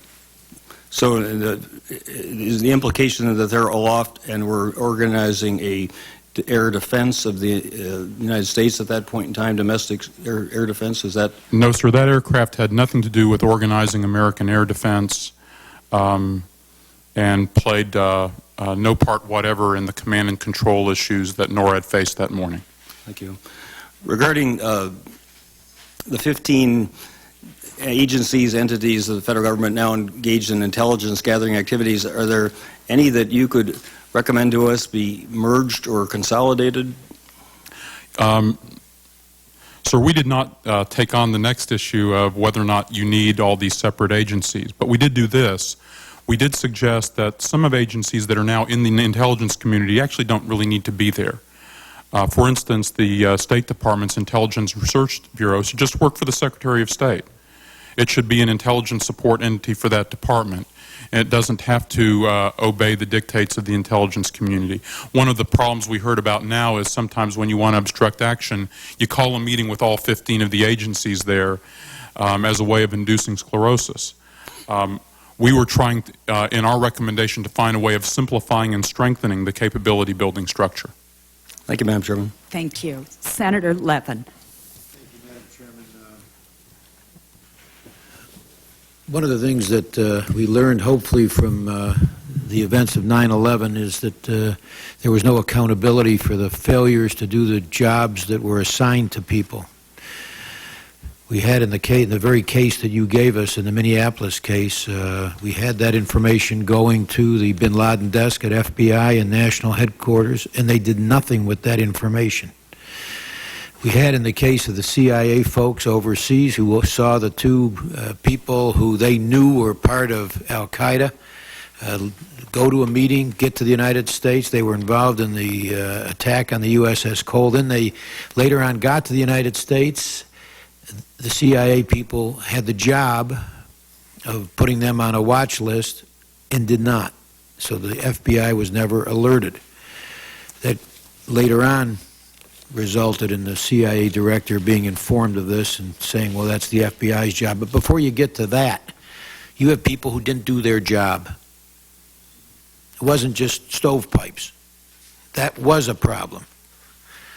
The FBI was not notified by the CIA, not because of the stovepipe, but because the people who were responsible to notify the Immigration Naturalization Service, the Border Patrol, the FBI, the people in the CIA who were supposed to do that did not do that. What do you do about accountability? I mean, that's a failure inside the existing system. Now, that led to TTIC, and TTIC was supposed to solve this problem. But you still have failure to do one's job. Did you address that issue? Yes, to some extent. There's two levels. Did they do a job that was clearly defined and understood, and it's just a case of mismal or nonfeasance? If so, that is a proper matter for internal discipline by those agencies. And in the case of both the agencies you mentioned, we are aware of the Inspector General work that is being done now by both CIA and FBI. You know of any it was important that we knew about that work and knew where they were going with those reports. But there's a second level, sir. Has there been any discipline? As far as I know, sir, neither the FBI nor CIA have taken any disciplinary actions. Their IG reports are in different stages. The second point I just stressed very briefly is their jobs were not well defined, and which is a symptom of the problems in operational management we discussed earlier. All right. We had the FBI director and the CIA director in front of us over at the Joint Intelligence Committee hearings, and they said they did not do their job. They were defined. They were supposed to notify the FBI when they knew that terrorists that were part of the Al-Qaeda group came to the United States. They were supposed to do that, and they did not. But anyway, we'll leave it at that. Let's just not be sure not to scapegoat low-level employees for management failures that go higher up. I agree with that. If they deserve to be dealt with, others should do that, and people should do that. But we wanted to avoid that temptation. No, I agree with that. But you also have to have some accountability in the process at all levels. I don't want to scapegoat anybody at the lower levels. I agree with the upper management failures, miserable failures. But nonetheless, people who had assigned jobs to do did not do them, and there's been no accountability at that level either. I don't think you want to let anybody off the hook at any level, do you? No, sir. We are against letting people off the hook. I would hope so. Now, your recommendations that you say have been received so favorably, it seems to me when you analyze them, have been really not received so favorably. everybody says, yeah, create a czar. We're supposed to have now a DCI, a Director of Central Intelligence, who has control presumably over both the analysis and the operations inside the intelligence community. It's supposed to be centralized now. That is Director of Central Intelligence, CIA Director as well. But let me go to your specific recommendations to see why it is you believe that there's not been a greater support for your recommendations at the White House. First, they don't want to put it in the executive office of the president. It's a key recommendation. Second, apparently on program purse strings, that's not accepted. On hire and fire authority, that you would give that director over agency heads in the intelligence community outside of the operations of the NCTC. We have silence on that one. So just take three big recommendations in terms of what we heard from the White House yesterday. They don't want to put it, the President doesn't want to put it in the executive branch. Excuse me, he doesn't want to put it in the executive office of the President. Secondly, apparently does not accept control over the purse strings. And third is at a minimum silent on the question of giving that new director hire and fire authority over agency heads and top personnel in the intelligence community. Don't you consider that? Those aren't details. That's not like at 100,000 feet, there's a great deal of acceptance here in the White House, which is a pretty important actor in this whole process. You've got some real rejection of two key principles and half or silence on another key principle. So I want you to comment on that. On the EOP point, yeah, they're against it. On the what? On the executive office of the president point, yeah, they're against it. They want to put it. They want to create a new agency. Okay, maybe that's a good idea. Then let's step up to that idea and work it. They haven't explicated that idea. That's a big idea. We made a comment on it in our statement. On the budget and personnel issues,